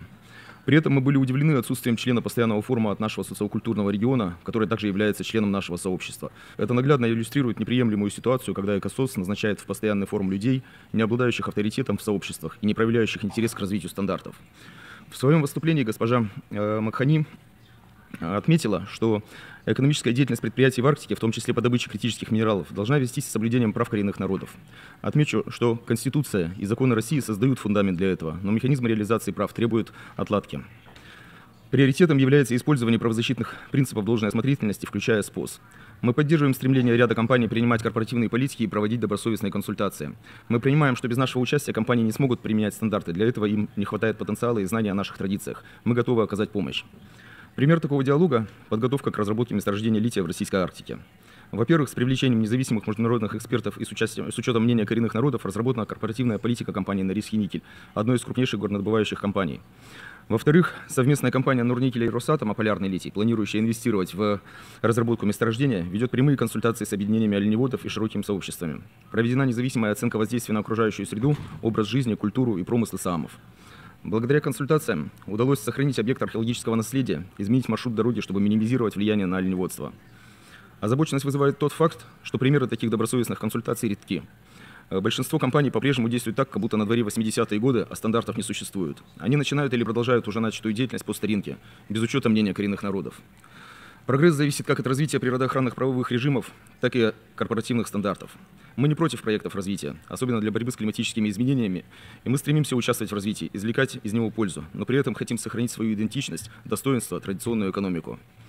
Просим постоянный форум продолжить документировать применение принципов должной осмотрительности. Спасибо.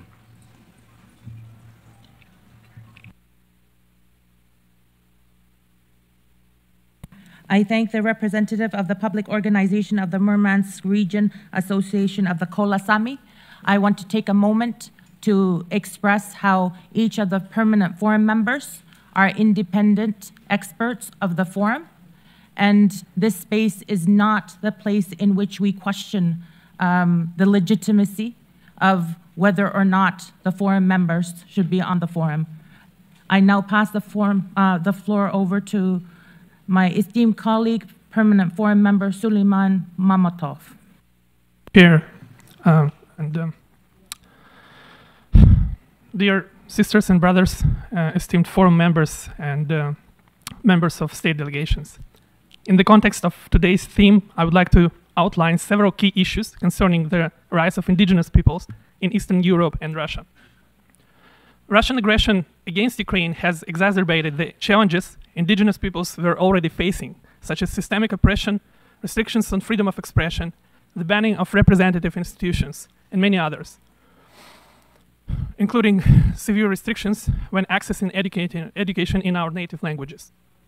I believe the effects of this war must be viewed through the lens of perpetrator actions and not as an abstract consequence of conflict. Numerous credible studies confirm the disproportionate impact of Russian aggression on indigenous peoples, reflected in higher conscription rates and casualties. But the last thing I want to do is reduce people to numbers. And we do not usually discuss death, not over coffee, not at receptions, not in polite conversations. When speaking about these impacts, I choose not to say simply they died. It sounds passive, almost natural. Missiles and bombs do not just destroy infrastructure or houses.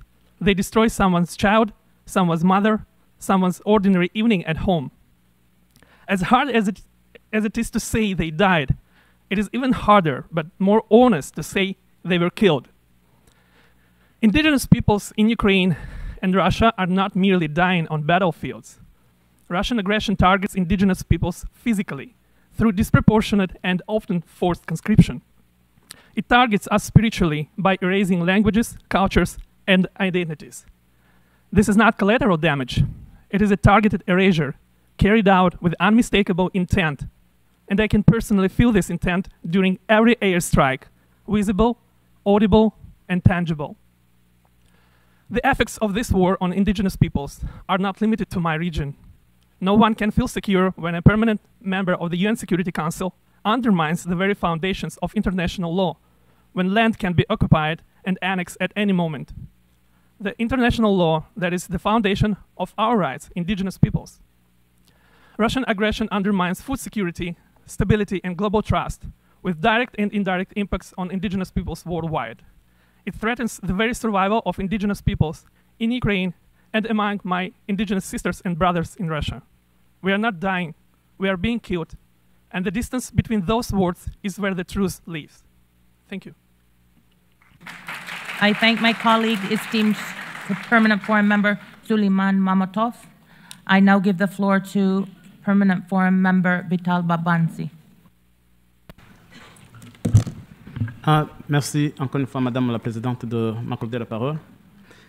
Madame la Présidente, je voudrais encore une fois remercier les États et les représentants des organisations internationales ainsi que les membres du système des Nations Unies qui se sont exprimés depuis le matin ou depuis le commencement de cette session pour démontrer leur volonté, leurs engagements auprès des peuples autochtones pour promouvoir leurs droits en tant que citoyens à part entière au sein de leurs États. Quand les peuples autochtones parlent de violation de leurs droits, qui se fait d'une façon systématique et surtout les violations des droits des femmes qui sont nos mères, nos sœurs, nos tantes et qui donnent la vie, est une question qui devrait préoccuper tout le monde et personne ne devrait s'allonger le droit de dire qu'un État fait la violation des droits de l'homme dans le respect de ses frontières ou de sa constitution. Madame la Présidente, le sujet qui nous concerne, notamment les 6 domaines de l'instance permanente, ne sont pas les domaines des peuples autochtones, mais plutôt les obligations des États, parce qu'ils ont le devoir, ils ont les obligations de respecter tous les citoyens dans leur diversité. Je voudrais terminer en rappelant les États africains qui souvent parlent de la non-existence du peuple autochtone sur le continent africain, plutôt promouvoir l'assimilation, qu'il existe bel et bien des peuples autochtones, et cela se trouve dans le document du groupe de travail, lequel document a été signé par les États en tant que membres de l'Union africaine. Tout État membre de l'Union africaine ne peut pas nier l'existence des peuples autochtones sur le continent africain. Plutôt revoir les textes qui régissent leur constitution, promouvoir impérativement la protection des droits de l'homme et en privilégiant surtout les droits à la terre, droit à la participation de tous les citoyens aux instances de prise de décision. Je vous remercie, Madame la Présidente. I thank my esteemed colleague, Permanent Forum Member Vital Bambanzi, for his statement. I now give the floor to Permanent Forum Member Ali Hajilari. Thank you so much, Madam Chair. As it was reflected in the report of our colleague Hanieh, and also it was raised by some delegations, the case of the Palestinian people is a matter of urgency and justice. Their decades-long dispossession and occupation constitutes a blatant and ongoing denial of indigenous rights. The situation of Palestinian people is not merely a political issue, it's a fundamental question of justice, dignity, and indigenous rights. For over 7 decades, Palestinians have endured systematic dispossession, forced displacement, and denial of their rights to self-determination. Their ancestral connection to their land is undeniable, and yet they continue to be deprived of basic rights under an entrenched system of occupation, segregation, and exclusion. This prolonged injustice is a clear and ongoing violation of indigenous rights as enshrined in international law, including the United Nations Declaration on the Rights of Indigenous Peoples. The international community cannot claim to stand for indigenous peoples while remaining silent on one of the most evident and longest-standing cases of indigenous dispossessions in modern history. A principled and consistent stance is required, one that recognizes the inalienable right of the Palestinian people and holds all states equally accountable. Thank you. I thank my colleague, the esteemed member Ali Hajilari, for his statement. I now call upon the representative of the National Indian Health Board. Thank you, Madam Chair. Greetings to the esteemed members of the Permanent Forum, distinguished delegates, and indigenous leaders from across the globe. I am honored to speak on behalf of the National Indian Health Board, the national advocate for health for all 574 federally recognized American Indian and Alaska Native tribes in the United States. NIHB is proud to be a founding member of the Indigenous Determinants of Health Working Group, a global collective of indigenous leaders, scholars, and allies representing all 7 sociocultural regions. Together, we are committed to centering indigenous knowledge systems and lived experiences in global health conversations.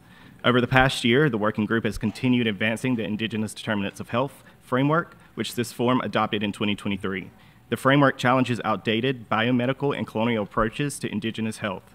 We know that health is not just physical, it's spiritual, cultural, relational, embedded in our lands, languages, sovereignty, and ways of life. Yet too often our health needs are treated as optional considerations rather than obligations rooted in our rights under UNDRIP. The IDH framework reminds the world that we are not stakeholders, we are rights holders. It offers a pathway to meaningful accountability and cultural grounded policy. In that spirit, NIHB has advocated the 2023 World Health Assembly for its resolution on the health of indigenous peoples and continues to track the WHO's forthcoming global plan of action. Fully adopted the IDH framework into our national and international health advocacy, called for an integration of the IDH framework across UN systems, following the example set by the Convention on Biological Diversity's Decision 1619. As we continue this work, we respectfully urge the Forum to make health the central theme of the 25th session.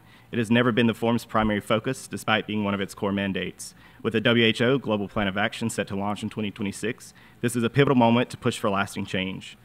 Promote the use of Indigenous Determinants of Health evaluation tool in reviewing the UN's initiatives on traditional medicine and ancestral knowledge. Ensure indigenous voices and the IDH framework are included in the development of global mechanisms such as the Summit of the Future and the high-level body on artificial intelligence. These structures must reflect us, not exclude us. Let us not just talk about transformation, let us build it together, rooted in respect, grounded in indigenous rights, and focused on a future where indigenous people not only survive, but thrive. Thank you. I thank the representative of the National Indian Health Board for their statement. I now call upon the representative of Organización de los Pueblos Indígenas de la Amazonía Colombiana, OPIEC. Señora Presidenta y estimados miembros del foro, reciban un cordial saludo en nombre de los 64 pueblos indígenas de la Amazonía colombiana.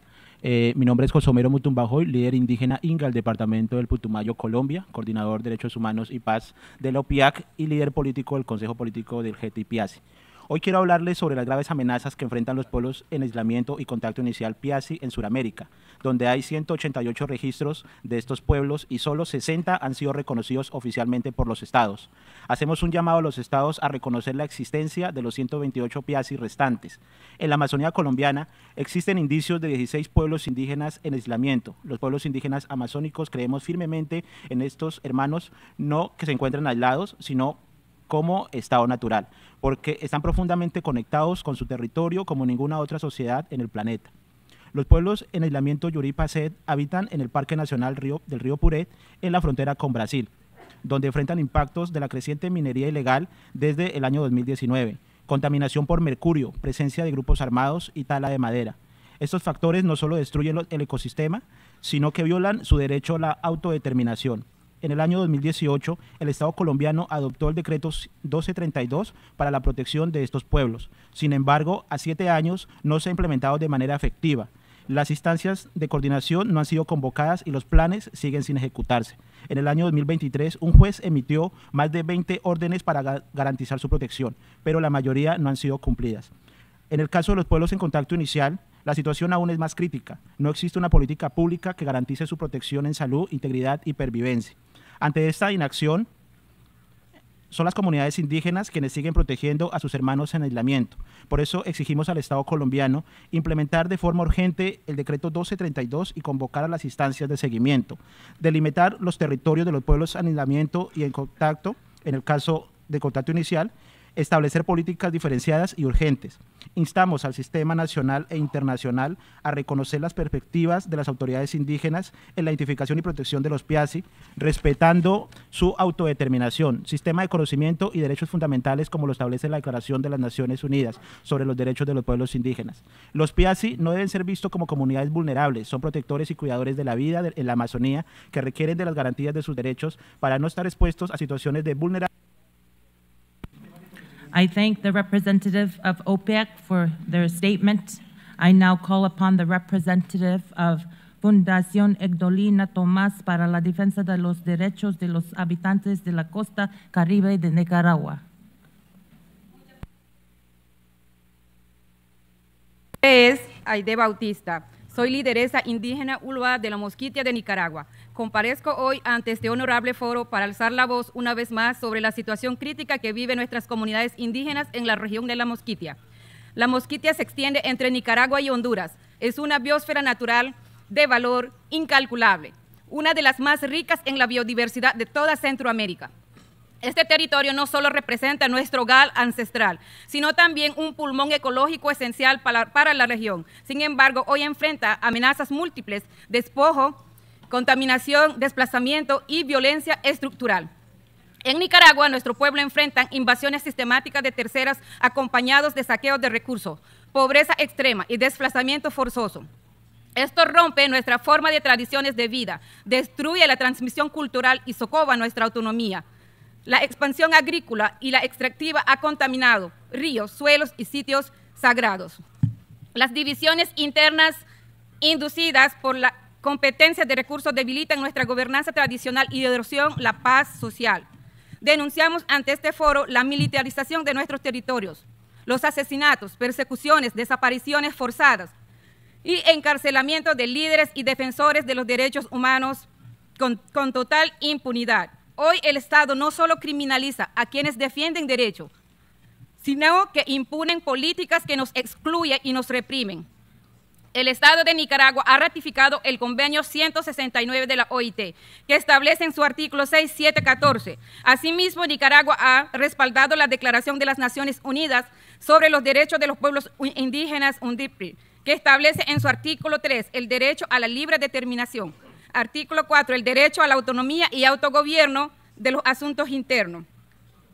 Y especialmente el artículo 32, que exige que los estados deberían consultar y cooperar en buena fe con los pueblos indígenas. Pedimos a las Naciones Unidas y a la comunidad internacional que exigen al Estado de Nicaragua el respeto a la implementación del saneamiento territorial, la garantía plena de nuestros derechos y la autonomía comunitaria, la liberación inmediata de nuestros líderes y lideresas detenidos arbitrariamente, incluyendo a Brooklyn Rivera, Nancy Enrique y Stedman y los guardabosques Mayanas. Extendemos nuestra solidaridad con los pueblos indígenas del lado hondureño de la Mosquitia, quienes enfrentan. I thank the representative of Fundación Egdolina Tomás para la defensa de los derechos de los habitantes de la costa caribe de Nicaragua. I now call upon the representative of First Nation Summit. Heichka, thank you, Madam Chair, for the floor, and congratulations on your successful appointment. Full and effective partnership and participation of Indigenous peoples in the implementation of the UN Declaration and the 2030 Agenda for Sustainable Development require mechanisms and respect for Indigenous self-determination, as self-determination is at the heart of the survival, dignity, and well-being of Indigenous peoples. It's also at the heart of concluding treaties, agreements, and other constructive arrangements. In 2024, 3 modern treaties were initialed by the Government of Canada, the Government of British Columbia, and the following nations, Comox, Kitsillas, and Kitsum-Kalim, through the BC Treaty negotiations process. These 3 modern treaties recognize the Indigenous rights and title of the nations with self-governance powers over their lands and resources, consistent with Articles 4, 5, 7, 11, 26, and 32, and provides free, prior, and informed consent mechanisms when it comes to economic development in their territories. Notably, these treaties contain provisions aligning the treaty with the UN Declaration, and embedded is an authoritative framework for the interpretation and the implementation of treaties. A strong example of consent is related directly to the Indigenous nations' ratifications. For example, Comox had a voter turnout of 91%, with 81% voting yes. And Kitsillas had a 96.4% voter turnout, with 85% voting yes. The overwhelming community support for these treaties is a good example of Indigenous consent and Indigenous self-determination. Modern treaties recognize and protect Indigenous rights and title. They do not extinguish rights. They are a sharing of sovereignty between the state and Indigenous nations. In closing, Indigenous peoples are partners and key actors in the implementation of the UN Declaration and the 2030 Agenda. The following recommendations: 1, that the provisions in treaties, agreements, and other constructive arrangements that reference and commit to the implementation of the UN Declaration be referenced as good practices. That the Permanent Forum encourage member states to provide adequate and sufficient long-term funding to Indigenous nations, organizations, and groups to support their effective participation in decision-making at the national, regional, and international levels for the full and effective implementation of the UN Declaration and the 2030 Agenda. And where Indigenous approval and consent has been achieved, that the Permanent Forum encourages member states to expeditiously advance through their respective systems. I thank the representative of First Nations Summit for their statement. I now call upon the representative of Global Organization for Sustainable Development Goals, Inc. Your Excellency, my name is Valerie Reynoso, and I am the United Nations Permanent Representative, Ambassador, and Vice President of the Global Organization for Sustainable Development Goals, Inc., which is a New York-based nonprofit organization that is committed to socioeconomic development and environmental sustainability. We are highly interested in knowing whether you would agree with the tentative implementation of our proposals. Firstly, we acknowledge the ancestral connection that Indigenous people have to lands and natural resources, which informs their traditional sustainable practices. This includes Indigenous populations in the Amazon, which reportedly produces approximately 6 to 9% of oxygen produced on land, when taking into account the oxygen produced by phytoplankton in the ocean. Forests managed by these Indigenous populations collectively removed a net 340 million tons of carbon dioxide from the atmosphere annually between 2001 and 2021. The Amazon lost approximately 17% of its forest cover over the last 50 years, which is significantly driven by increased gold and coal mining, accounting for over 71% of all mining-related deforestation from 2001 to 2019, and drilling, informal and illegal small-scale mining, and agricultural expansion for cattle ranching and soy production. These activities have exacerbated the impacts of colonization and armed forces on Indigenous people's rights and territories. They also contributed to water pollution and loss of biodiversity that Indigenous people help conserve.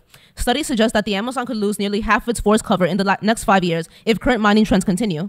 We urge all member states to ratify the International Labour Organization, Convention number 169, and the International Covenant on Economic, Social, and Cultural Rights, which are legally binding for ratifying states. These align with Sustainable Development Goal 13 on taking urgent action to combat climate change, and Goal 15 on protecting life on land, halting and reversing land degradation, and halting biodiversity loss. Convention number 169 includes Article 4 on emphasizing the need for special measures to safeguard Indigenous peoples' environments. Article 7 mandating that governments ensure that studies assessing the environmental impacts of planned development activities on Indigenous communities are conducted. And Article 15 recognizing the importance of Indigenous rights to their lands and resources for their environmental stewardship. The International Covenant includes Article 12.2b, highlighting that steps to be taken by ratifying state parties to fully realize this right shall include those necessary for the improvement of all aspects of environmental and industrial hygiene.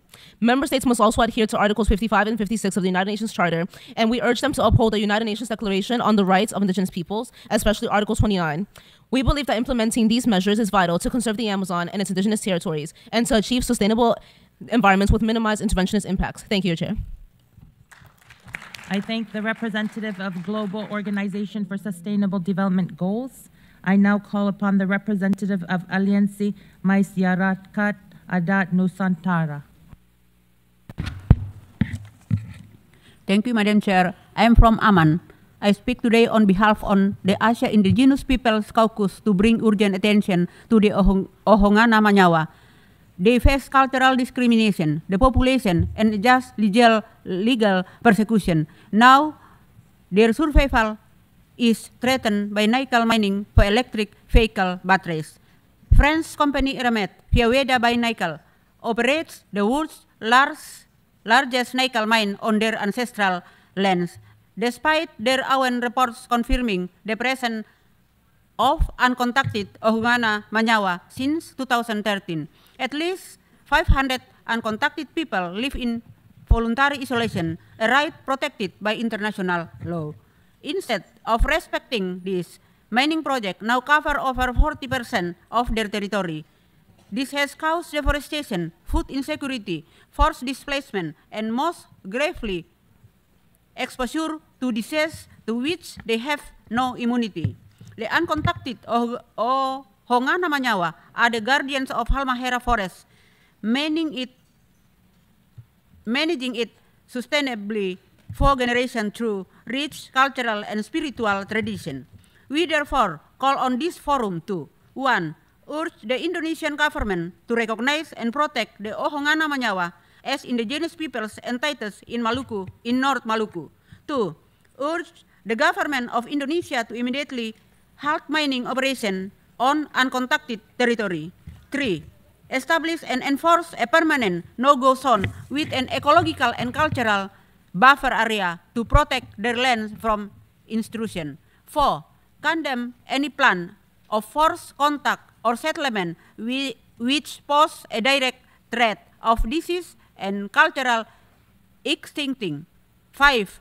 Call on downstream user, including electric vehicle manufacturer and battery producer, as well as institution investor, to adopt robust policies and due diligent measures that exclude all operation linked to uncontacted indigenous peoples. We cannot claim progress on the Sustainable Development Goal or on green or clean energy transition while I thank the representative of Aliansi Menyuarakan Adat Nusantara. I now call upon the representative of First Peoples of Australia Caucus. Thank you, Madam Chair. We acknowledge the Lenape people of this land. My name is Michelle Woosnam, and alongside me is Jodie Riley. We are proud Noongar women living on Wadani country in Western Australia. Across the globe, nations claim to invest in women and girls, but the reality, especially in Australia, is that Aboriginal and Torres Strait Islander girls are being left behind.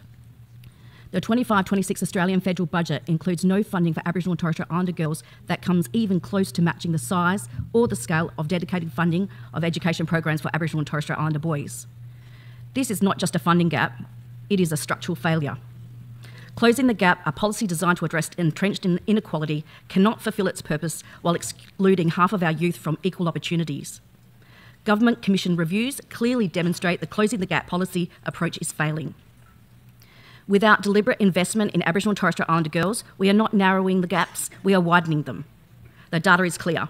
Dedicated funding for Aboriginal and Torres Strait Islander boys' education programs receive significantly more investment.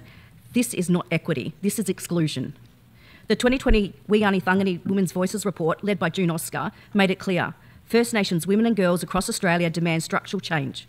We're not asking for handouts, we're demanding justice. Let's be clear. This is a breach of UNDRIP. In line with Article 22.2 and Article 44, Article 27 of the Vienna Convention prevents states from invoking domestic law to avoid international obligations. So today, we call directly on the Australian government, federal, state, territories, and international communities to action. Conduct an urgent review of funding across Aboriginal and Torres Strait Islander education programs to guarantee gender parity. Establish a dedicated national education initiative for Aboriginal and Torres Strait Islander girls that matches the scale of those for boys. 3, ensure these programs are co-designed with Aboriginal and Torres Strait Islander women and communities, those who live this reality every day. From Nairobi to Noongar country and in between, girls rise. But we should not have to rise alone. Equality must become the standard, not the exception. Thank you. I thank the representative of the First Peoples of Australia Caucus for their statement. I now call upon the representative of the Interregional Non-Governmental Organization Center for Support of Indigenous Peoples of the North, CSIPN.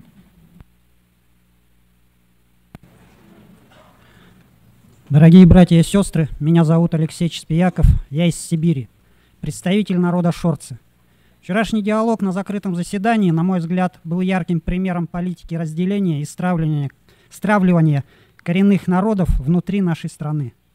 Мне грустно слушать, как сегодня представитель правительства нашей страны говорит о наших правах и концепции устойчивого развития. Я хотел бы, чтобы он рассказал, какие цели этой концепции достигнуты в отношении моего народа. Я считаю, что никакие. Мне грустно слышать, как некоторые так называемые лидеры зонтичных организаций от имени народа здесь, с трибуны ООН, транслируют откровенную ложь. Например, в 2019 году от одного такого лидера в стенах ООН прозвучало, что в Кемеровской области соблюдается принцип СПОС по вопросам, касающимся шорского народа. Мой народ был очень удивлен такому заявлению, потому что нам до сегодняшнего дня неизвестно ни одного случая соблюдения этого принципа на наших землях. Зато нам известно, как наших сородичей штрафуют за пойманную для личного потребления рыбу. Нам известно, что на охотничьих угодьях, где веками охотились наши предки, сегодня нам позволяют охотиться только за деньги. Нам известно, что наших пенсионеров, заготовивших дрова в таежных поселках, через суд обязывают заплатить за это огромные суммы. И это при том, что других способов обогреть жилище суровой сибирской зимой в этих поселках нет. Почему-то ни правительство, ни лидеры так называемых зонтичных организаций даже не пытаются исправить ситуацию и защитить права и интересы наших сородичей. Для них почему-то важнее взаимодействие между собой. Вот только мне кажется, что это не взаимодействие, а манипулирование недобросовестных чиновников этими лидерами. Я хочу подчеркнуть, что я выступаю не против своего государства, не против правительства и не против этих так называемых лидеров. Я выступаю за экономическое и социальное развитие своего народа.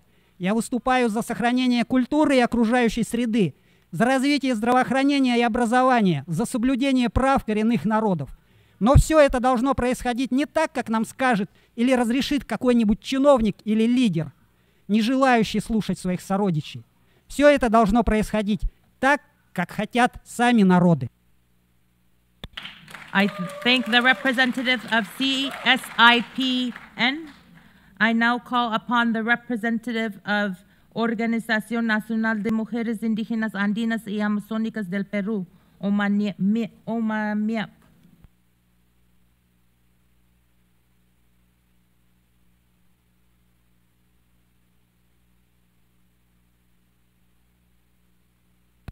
I now call upon the representative of Enlace Continental de Mujeres Indígenas de las Américas, ECMEA.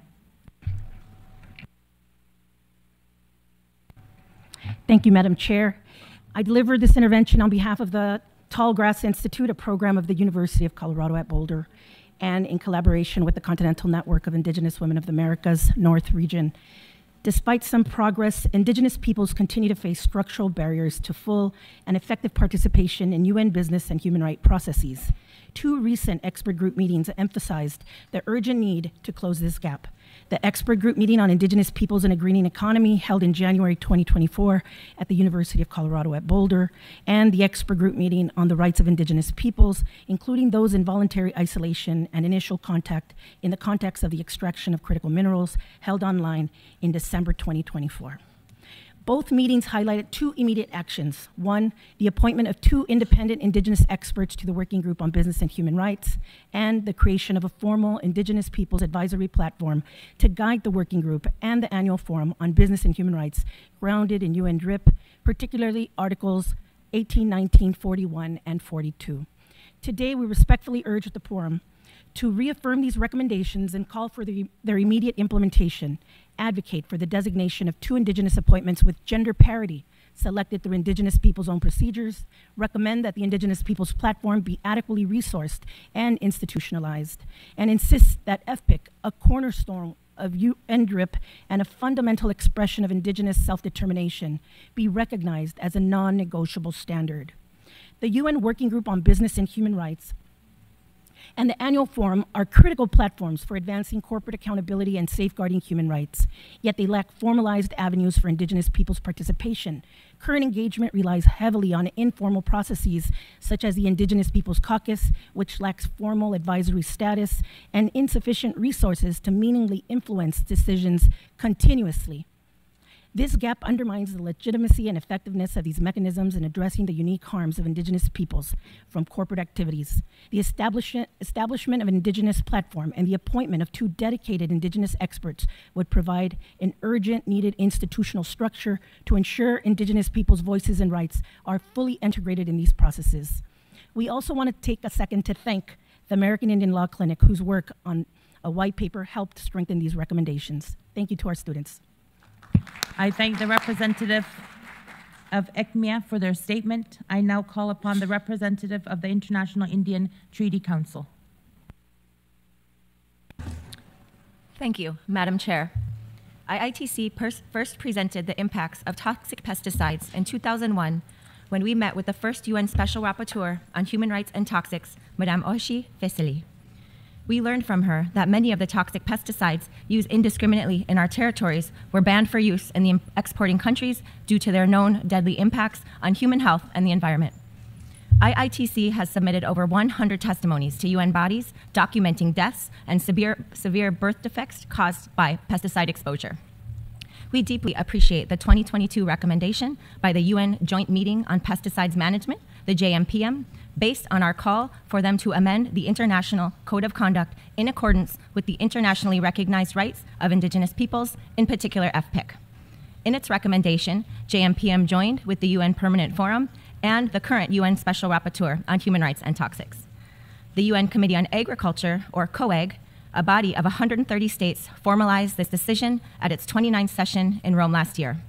COAG's decision specifically cited the Permanent Forum's 2022 recommendation as the basis for this change.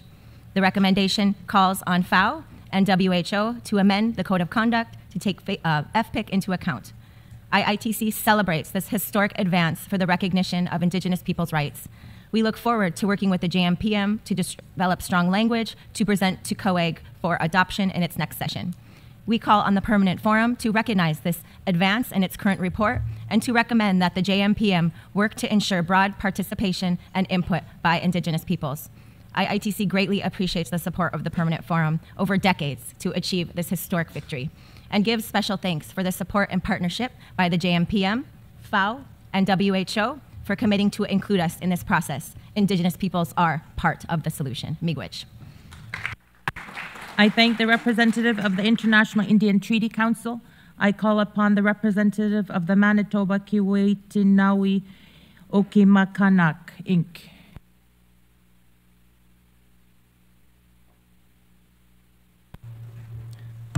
Thank you, Madam Chair.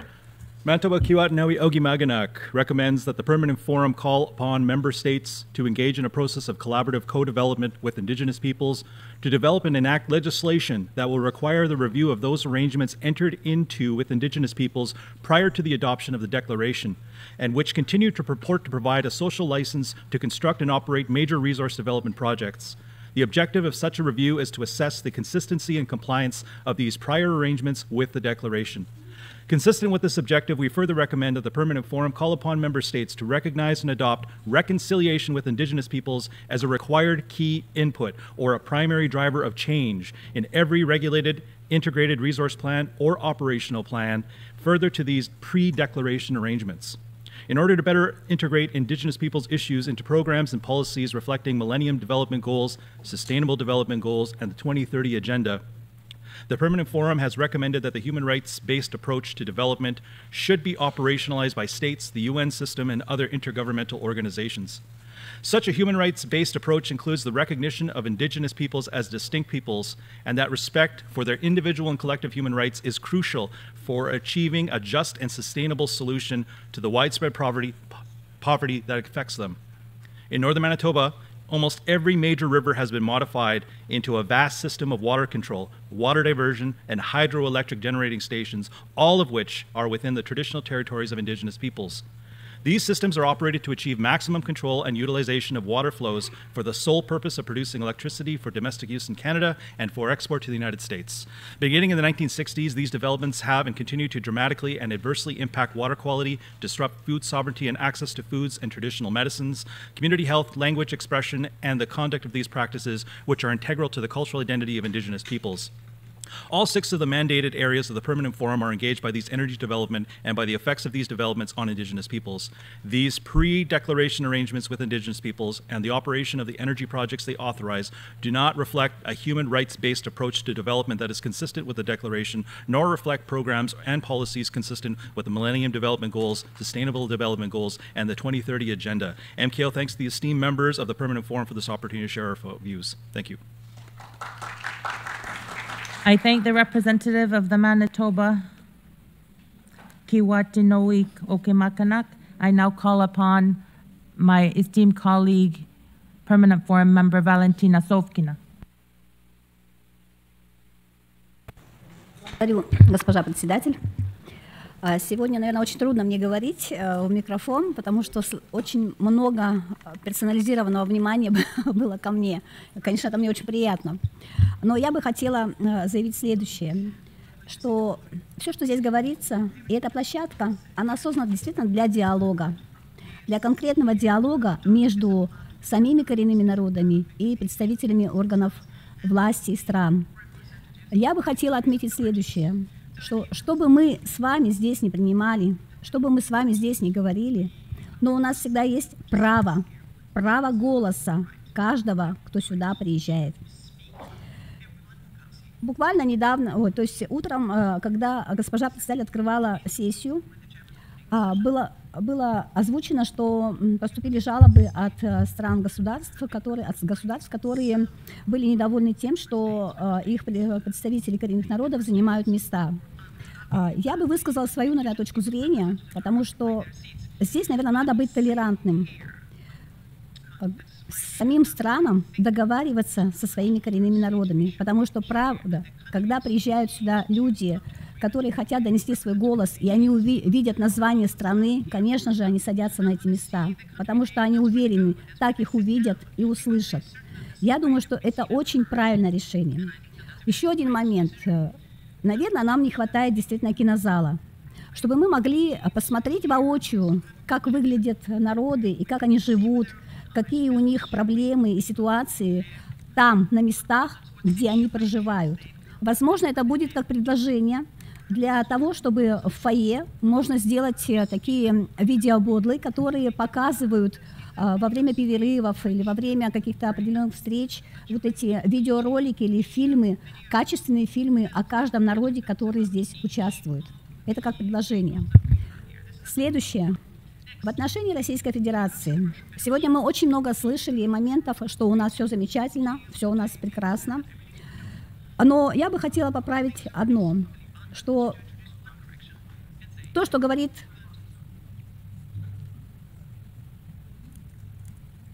можно говорить? То, что говорят те, которые приехали и рассказывают, как у нас замечательно, можно дать экспертную оценку, действительно. Я живу у себя в стране, я живу на своей земле, земле Сапни, где сегодня пришло 3 компании на наш маленький Лавазетский район. Это Росатом, это Полярный литий дочерняя компания Норильского никеля. И сегодня происходит фактически экспроприация земли, потому что стране нужен литий. У нас проводятся консультации. Консультации приходят практически либо с самой компанией и теми представителями, которые номинированы в представительственные советы. Люди, которые приходят заведомо подготовленные для того, чтобы сказать «да» нашим территориям, изъятием нашим территорий. У нас сегодня оленеводческое пастбище, которые изымаются, фактически сокращаются, потому что, как объясняют, нет оленей или у нас мало поголовья оленя. После Великой Отечественной войны, когда закончилась война, у нас был наложен мораторий на убой оленей только для того, чтобы восстановить поголовье. 80 тысяч голов, которые были восстановлены и практически обеспечивали весь Кольский полуостров и всю Российскую Федерацию оленьим мясом. Сегодня у нас насчитывается, дай бог, около 40, даже меньше тысяч голов. То есть это говорит о том, что у нас уходит традиционный образ жизни, у нас уходит оленеводство, у нас уходит наша культура. Говорилось здесь о том, что сегодня очень хорошо работают с туризмом. Да, у нас очень хорошо работает с туризмом. Туризм просто экспроприирует нашу культуру. Сегодня мы поднимаем вопрос о том, чтобы никто не может использовать наши символы, наши костюмы, наши традиционные знаки.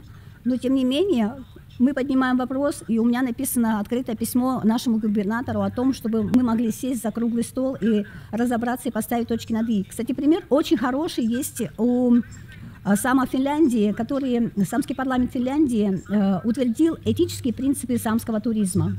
Это, кстати, очень хороший пример для того, чтобы использовать всем коренным народам как для практики, где они показывают, рассказывают, кто такие коренные народы и на что они имеют право, и почему можно использовать традиционные знания, а почему нельзя использовать традиционные знания.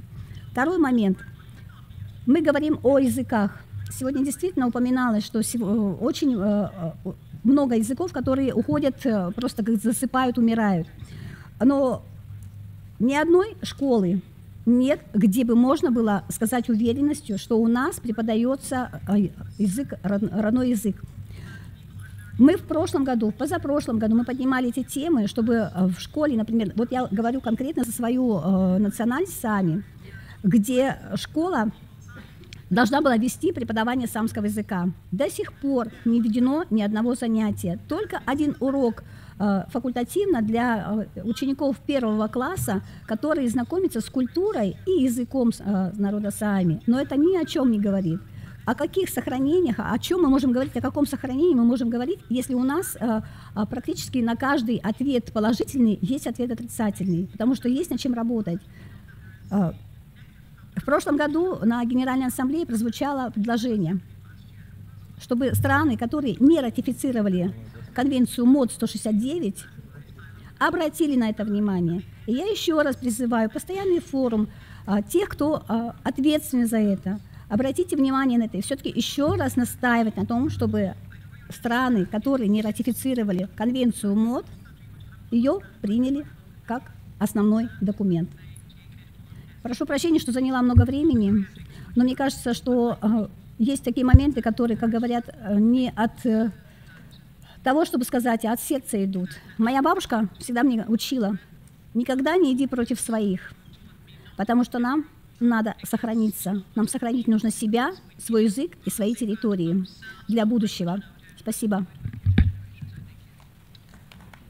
I thank my esteemed colleague, Permanent Forum Member Valentina Sofkina. I now call upon the representative of Confederación de los Pueblos de la Nacionalidad Quichua del Ecuador. Ajichishi, Tucuimachicuna, Caipicacuna, estimados miembros del Foro Permanente, mi nombre es Alberto Ainahuano, presidente de la Confederación de Pueblos de la Nacionalidad Quichua del Ecuador, Ecuarunari. La Declaración de las Naciones Unidas sobre los Derechos de los Pueblos Indígenas es un instrumento que respalda nuestros derechos colectivos, la autodeterminación, el territorio, la cultura, la defensa de la naturaleza y la participación política a través de nuestras propias instituciones. Desde su fundación en 1972, la Ecuarunari ha defendido estos principios hasta lograr el reconocimiento constitucional del Estado plurinacional e intercultural. Fortalecemos la gobernanza indígena a través de las políticas públicas construidas en los territorios, y en la que priorizamos el liderazgo de las mujeres indígenas mediante la Escuela de Formación Política Dolores Cacuango. En justicia aplicamos nuestros sistemas propios reduciendo la carga procesal y financiera en el sistema judicial del Estado ecuatoriano. Nuestra justicia comunitaria resuelve conflictos con legitimidad social, pero también garantiza la paz territorial, la seguridad cultural y la gobernabilidad. Garantizamos la soberanía hídrica y alimentaria a través del cuidado de nuestros páramos, ecosistemas altos andinos donde nacen las fuentes de agua que alimentan los ecosistemas vitales de nuestro continente y de los océanos Pacífico y Atlántico, asegurando la biodiversidad y el equilibrio ecológico en todo el territorio nacional e internacional. Este trabajo lo realizamos de forma ancestral mediante la minga, acciones colectivas y comunitarias que reducen el calentamiento global. Todos estos esfuerzos no han sido reconocidos debidamente ni en el Estado ecuatoriano ni por la comunidad internacional. En Ecuador hay una violencia continua de nuestros derechos. Hay compañeras y compañeros sentenciados por ejercer el derecho a la resistencia. Como acto de justicia social es imprescindible que se respalde la labor milenaria de nuestras comunidades. Aprovecho este momento para solicitar que en el cumplimiento del Diseño Internacional de las Lenguas Indígenas 2022-2032 se adopte la lengua quichua en sus distintas variantes habladas ancestralmente en 7 países de la región andina como una de las lenguas oficiales de este foro. Los países, en este caso, junto a otros 6 lenguas oficiales de la ONU, cabe señalar que debido a los procesos migratorios, el pueblo quichua hoy habita en los 5 continentes. Nuestra lengua, por lo tanto, es ya una lengua global, así un llamado firme para que progresivamente se vayan adoptando todas las lenguas indígenas como firme lenguas oficiales del foro. Concluyo resaltando que la implementación de la Declaración de los Derechos de los Pueblos Indígenas ha permitido construir herramientas organizativas, formar y exigir políticas públicas con identidad cultural, autonomía y participación comunitaria. Muchas gracias. Yupaychani. I thank the representative of Ecuador. I now call upon the representative of the American Indian Law Alliance. Thank you, Madam Chair. I give this intervention on behalf of the Global Indigenous Women's Caucus. Policy recommendations to ECOSOC. 1, end carbon markets and REDD+ projects. We reiterate the call for a permanent moratorium on all carbon markets and REDD+ programs and projects. The United Nations and all of its bodies should immediately end all carbon markets and REDD+ projects, particularly those within the UNFCCC and UNCBD bodies. Following last year's recommendation, we request the United Nations Permanent Forum support countries to establish national legislation to permanently block carbon offset and REDD+ projects. In order to track the ongoing violation, we recommend the creation of a transparent and publicly accessible database of rights violations to Indigenous peoples due to carbon markets and REDD+ projects, and support processes to strengthen policies that enforce mandatory reporting in order to lessen human rights abuses, bribery, and other deceptive practices. Number 2, issue a call for a total cessation of fossil fuels at source before it is too late. 3, legally operationalize UNDRIP within the UN system, especially in international climate agreements. The UNFCCC, UNCBD, and related multilateral environmental agreements must take binding steps to integrate UNDRIP into their frameworks.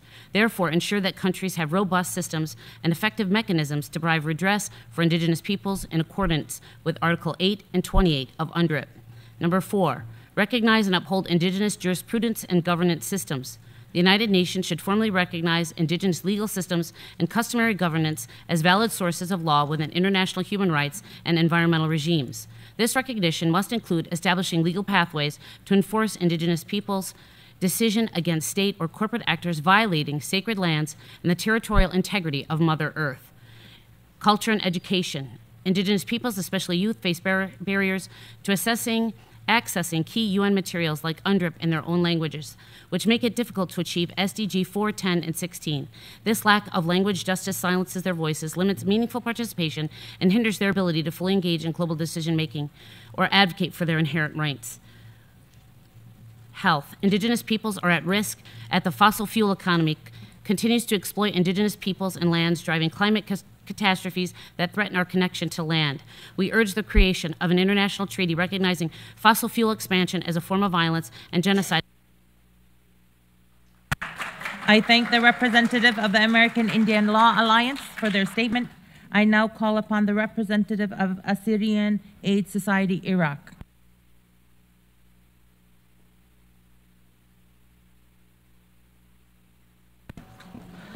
Shalom Aleichem, peace be with you. Ladies and gentlemen, I'm presenting this statement on behalf of Mr. Yonan Lazar, President of the Assyrian Aid Society of Iraq. In memory of the Safo-Assyrian genocide, 110 years of pain and endurance, claiming over 70% of our population, Assyrians around the world commemorate Safo, a bloody page in the history of our people. Therefore, we renew our call to the United Nations human rights organizations and the local government for the official recognition of these massacres, both the Safo massacre and 90 years since the Semele massacre, committed against our Assyrian nation. Indigenous peoples in Iraq are facing increasing migration due to the ongoing of land grabbing, with the territories of more than 58 villages confiscated and no resolution to the issue so far. As economic benefits remain disproportionately distributed, the incentive for migration grows stronger. This migration often leads to the erosion of cultural heritage, as traditional practices and artifacts are not preserved. Moreover, the environmental challenges exacerbated by climate change impact agriculture and living conditions in rural areas. Indigenous communities who have historically been custodians of the land face dwindling resources, such as lack of water dams, and are forced to abandon their ancestral villages. This abandonment contributes further to the loss of cultural identity and sustainability. The economic disparity further extends to the spheres of education and healthcare. While Assyrian Aid Society of Iraq has tirelessly worked to preserve our language and maintain schools, the quality and accessibility of education still lag behind.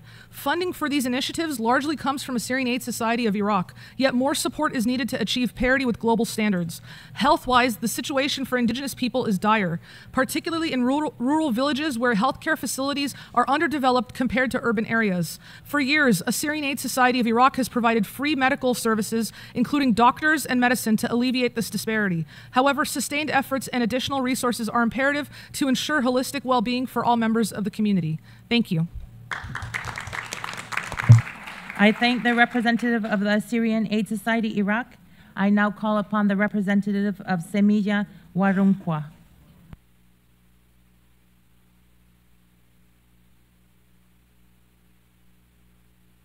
I call on the representative of Friends of the Earth International. Thank you, Madam Chair. Greetings from Friends of the Earth. I would like to share a statement alongside and from our partners of the Indigenous Advisory Group to the Banks and Biodiversity Initiative. The findings of the recent study commissioned by the Permanent Forum on Indigenous Issues confirmed and reiterated a truth long known to Indigenous peoples. The global financial system has ignored, devalued, and invalidated the rights of Indigenous peoples. When facing harmful bank-financed activities, Indigenous communities are often denied the right to free prior informed consent as codified in the UN Declaration. Instead, international financiers, working in partnership with government actors to develop projects and sectors based on extractive models of development, actively work against the interests and wishes of Indigenous peoples living at the front lines of the climate and biodiversity crises. Indeed, the international financial system's violent compulsion for profit over people is a major root cause of climate change and biodiversity loss. When Indigenous communities seek to engage financiers, the door is not just closed, but locked. Developed and conceptualized by the Indigenous peoples and organizations, the position statement on banks' responsibilities regarding Indigenous peoples' rights and biodiversity establishes key expectations for the financial sector. The statement calls upon financial institutions to respond to the long-standing concerns and grievances of Indigenous peoples by creating and implementing policies which protect Indigenous peoples, climate, and biodiversity. Banks and financiers must recognize and respect Indigenous peoples' rights. This means fairly respecting and implementing bank-wide commitments to respect the rights of Indigenous peoples, women, and communities in line with international standards, including physical and intellectual property. Financiers must carry out robust due diligence and prohibit financing which negatively impacts critical ecosystems and people. Financiers should prohibit financing in 8 no-go areas as proposed by the Banks and Biodiversity Initiative. These no-go areas include critical ecosystems such as primary forests, vulnerable secondary forests, free-flowing rivers, among others. This also includes areas which have not obtained free prior informed consent from Indigenous communities. No-go areas are not meant to preempt or stop all economic activities, only those which are unsustainable, extractable, and harmful. Lastly, financiers must obtain affected Indigenous peoples' free prior informed consent. Throughout all stages of a project or company operations, financiers must require FPIC as both a process and outcome. Protecting biodiversity cannot be separated from the protection of the rights of Indigenous peoples. To yield better outcomes for biodiversity and people, banks and investors must establish, strengthen, and implement policies that respect and uphold the rights of Indigenous peoples. This includes establishing independent, accessible. I thank the representative of the Friends of the Earth International. I now give the floor to my esteemed colleague, Permanent Forum Member Dario Mejía Montalvo. Muchas gracias, señora presidenta, por otorgarme el uso de la palabra. Quiero iniciar esta intervención recordando que estamos en nuestra sesión número 24. Han sido más de 2 décadas del foro permanente en esta sede. Y la razón es porque nuestros ancestros inmediatos le apostaron al multilateralismo como la mejor forma de trabajar para contribuir a la paz y a la justicia social en el mundo, en particular para los pueblos indígenas. En este periodo hemos logrado aspectos apenas soñados antes de la creación del foro. La Declaración de la ONU sobre los Derechos de los Pueblos Indígenas no es una concesión, pero debemos reconocer que es el resultado de un acuerdo con los estados, cuyo compromiso es avanzar en uno de los aspectos más elementales del derecho internacional: implementar los pactos internacionales sobre derechos humanos y civiles de forma pertinente para el caso de los pueblos indígenas. El foro permanente es un patrimonio de los pueblos indígenas y también de los estados. Con pesar, he visto que muchas de las sillas marcadas con el nombre de estados están vacías. Quiero reconocer y agradecer a los estados que se han mantenido en la sala. No quiero pensar que este abandono de la sala ejemplifique el nivel de importancia que los gobiernos le dan a los derechos de los pueblos indígenas en el sistema multilateral. Insisto, los pueblos indígenas le han apostado y le han contribuido al multilateralismo. Acá estamos y no nos iremos. Quiero aprovechar para dirigirme también a los representantes de los pueblos indígenas. Amigas y amigos, somos un cuerpo colegiado. Si alguien tiene una observación sobre alguien de nosotros, eso no significa que tenga soporte para atacar la independencia de todos los miembros del foro.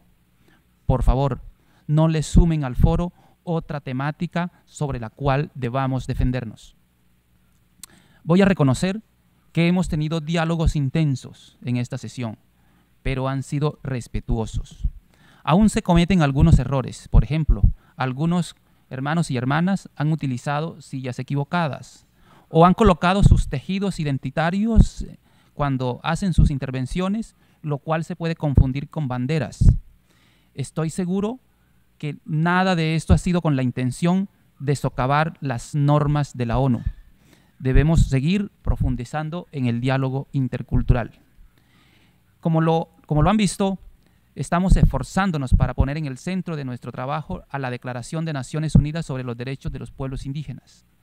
Además de los múltiples testimonios que ustedes nos comparten en algunas intervenciones, algunas entidades de las Naciones Unidas y en algunos organismos convencionales se ha querido combinar el estatus de los pueblos indígenas con otros nombres.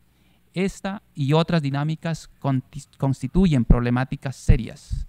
Recientemente he escuchado algunos comentarios en los cuales se indica que defender el estatus de los pueblos indígenas es una cuestión pasional o activismo. No, mis queridos hermanos y hermanas, el foro se apega a su mandato y eso es lo que es, nada más. En esta sesión hemos organizado la sesión para que varios temas relevantes se desarrollen en la segunda semana. Aún así, siendo conscientes que varios representantes de los pueblos indígenas viajarán pronto este fin de semana seguramente, quiero aprovechar para agradecerles por todo su trabajo y liderazgo en esta y en las sesiones anteriores. Como saben, para varios de los miembros del foro actual, incluyendo a quien les habla, esta es nuestra última sesión. Nuestro trabajo ha sido gracias a ustedes y con ustedes. Quisimos hacer lo mejor de nuestra parte. Muchas gracias a todas y a todos y también a mis hermanos y hermanas miembros del foro permanente. En estos periodos hemos puesto en primer lugar al foro. En el foro ya no es un postulado, sino un hecho, que aquí cumplimos con el principio de rotación entre regiones y entre hombres y mujeres, que tenemos la capacidad de articular trabajo con los otros mecanismos de las Naciones Unidas con mandatos sobre los derechos de los pueblos indígenas, incluyendo también a la Secretaría nuestra. A todas y a todos, muchas gracias y muchas gracias, señora Presidenta. I thank my esteemed colleague, Permanent Forum Member Dario Mejia Montalvo. I thank him for his statement. I now call for the representative of China. 主席女士，中国是统一的多民族国家，没有土著人。包括维吾尔族、藏族在内的56个民族，都是中华民族大家庭的成员。中国新疆、西藏处于历史上最好的发展时期。中方完全拒绝美方代表今天上午的恶意谎言和政治攻击。真正需要国际社会一致谴责的是美国对土著人的所作所为。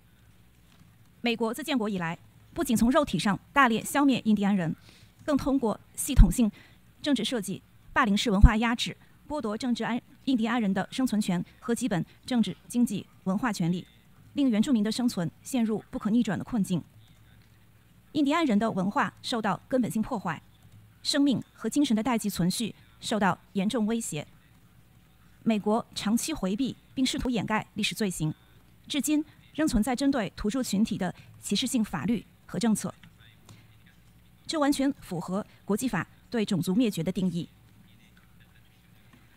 美国对本国土著人进行种族灭绝，在全世界倒行逆施，包括滥施关税，严重冲击脆弱国家和群体，包括土著人，居然还有自信声称保护土著人权利，居然还有颜面对其他国家指手画脚，真是让人莫名惊诧。